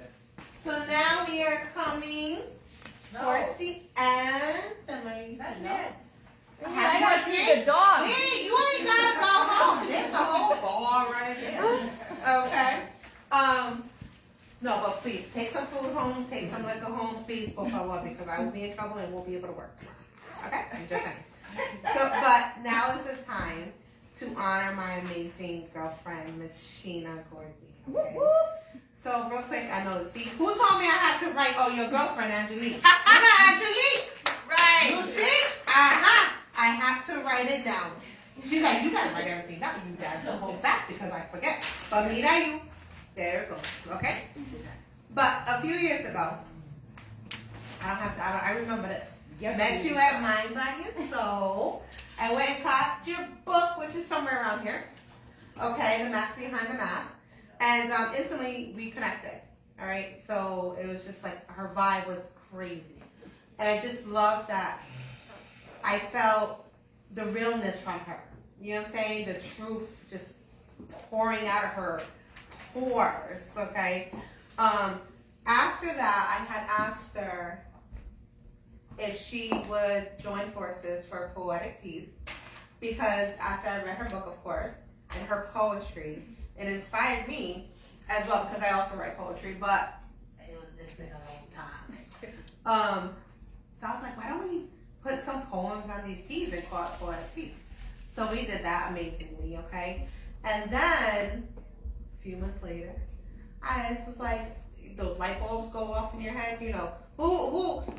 Oh, there she go, Miss Angelique, okay. She was like, yeah, you get ideas left and right, yep. My husband don't know, but he knows, because my mind just don't stop. It's like I got a million hamsters in one wheel. He's like, just turn it off. I said, I can't. It was like, it just don't shut up. You know, he can go sleep in 5 minutes. I'm there just like, oh, what are we doing? Okay. And then who said the poems coming in your mind? Yeah. It was like full. I was like, oh, I got a whole book here right now. Right? Besides her inspiring me with the book as well. So we created the Rundown Show, which we had a good year and so pre-COVID, where we had multiple entrepreneurs, activists. We had congressmen, or you know, he was going for congressman.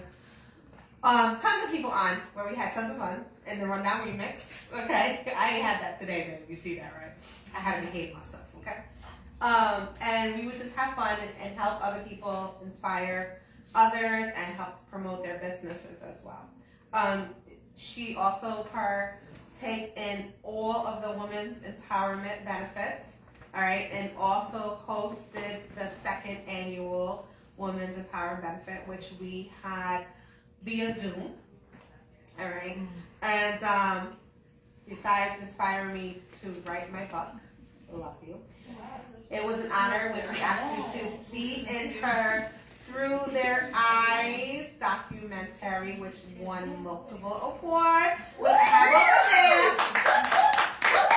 I'm an award winner, baby. Thanks to you. So that documentary definitely inspired, you know, it was bringing forth awareness for domestic violence, which she is definitely an advocate for, amongst other, what you call it? See, there goes Deso. There goes the Deso, okay? Sorry.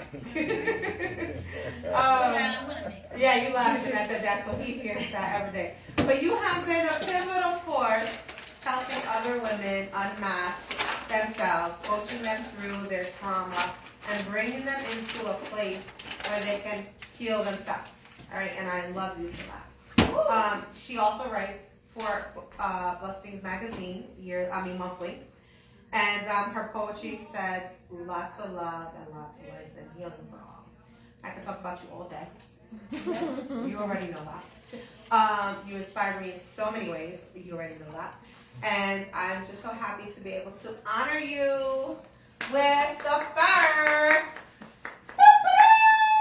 Blessings Women of the Year.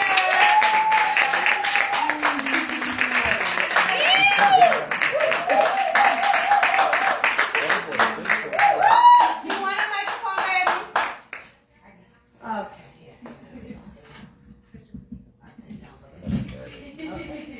There you go. Floor is yours. Hello, everybody. I am Shana Gourdine, better known as the Lady in the Back. Thank you, Jessica, because you're gonna make me cry today. You make me cry all the time. I know, but this is real. This is real love, shall I say? And you never know where your path is gonna take you when you step into things. And I didn't know that my path would have me here where I am next. I had to think back when I was a little girl across South Carolina, doing the normal things of farming and I've been running quirky since I was 12. So, sorry. There's so much food that you can take your mask off and be uncomfortable and be okay with the skin. Regardless of judgment, shame, whatever it may be. And I've worn those masks for a long time at one point. And me going through domestic violence, I understood that I'm not just a survivor, I am an overcomer. Yes, honey. Regardless of what I've been through, don't mean I have to stay there. Just because I've been through it, doesn't mean that I have to stay in it. So, 2019, I took the path of writing my very first book that she was talking about, called the Mask Behind the Mask, which is a book of poetry and spoken words that are put together for people to love all the imperfections inside of what they're doing on a daily basis. The other title reason for that book is if you look at me, I don't look like what I go through. I have fibromyalgia, which is chronic nerve pain. I have ankylospondylitis, which is authorized in my spine, that goes right to my joints, so I have rheumatoid arthritis. And I also have a kidney disease. And I also have osteoarthritis.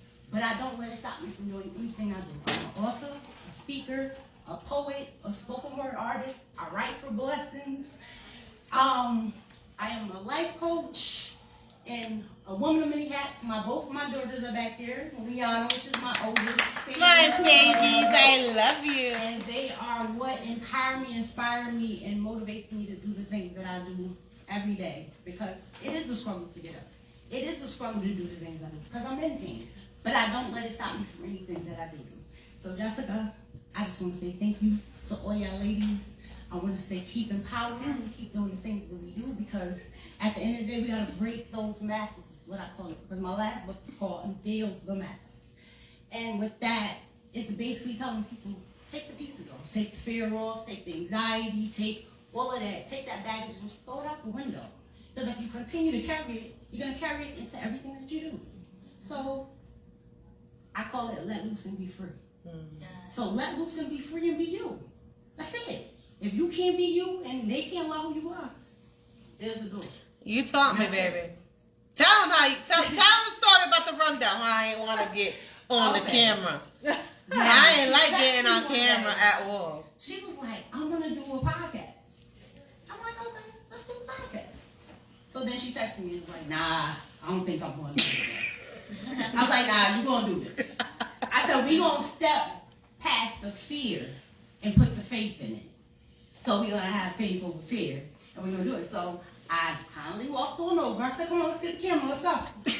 And that's how it started in her office on the second floor. Second floor. Mm-hmm. So we were there, and now we have a whole new space, and we're gonna get back to it. We will. You know, things has been cutting in it, but we. Everybody's asking when you talking, when you we started. Get back to it. But yeah, it was like, let's do this, because if you stay in fear and you stay comfortable, you never get to do it. Because I was with the magazine. Yep. Like, I'm like, let's just do it. Get a book. Write it. You got the information, just do it. And that's my thing. You have to just step into it. Keep going.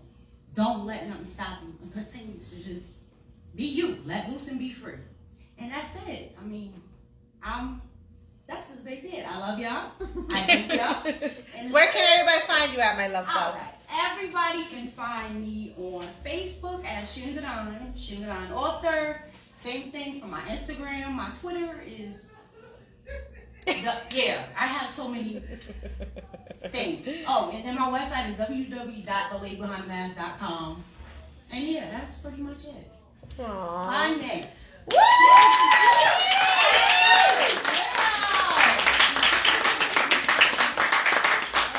Thank you, everybody. Once again, please take a lot of food home, and please take a lot of those drinks home, because then I won't be able to work this week. Okay? I need to work.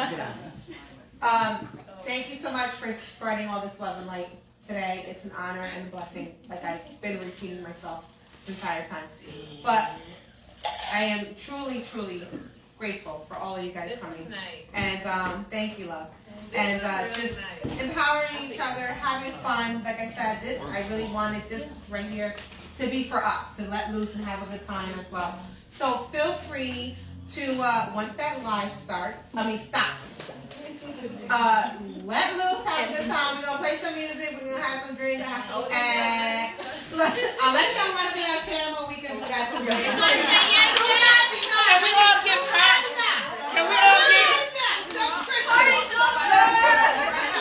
Can we all give her a round of applause? You need to give her a round of applause.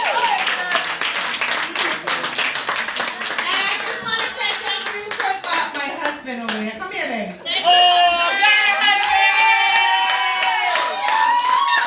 Don't even try it. My first year's going to meet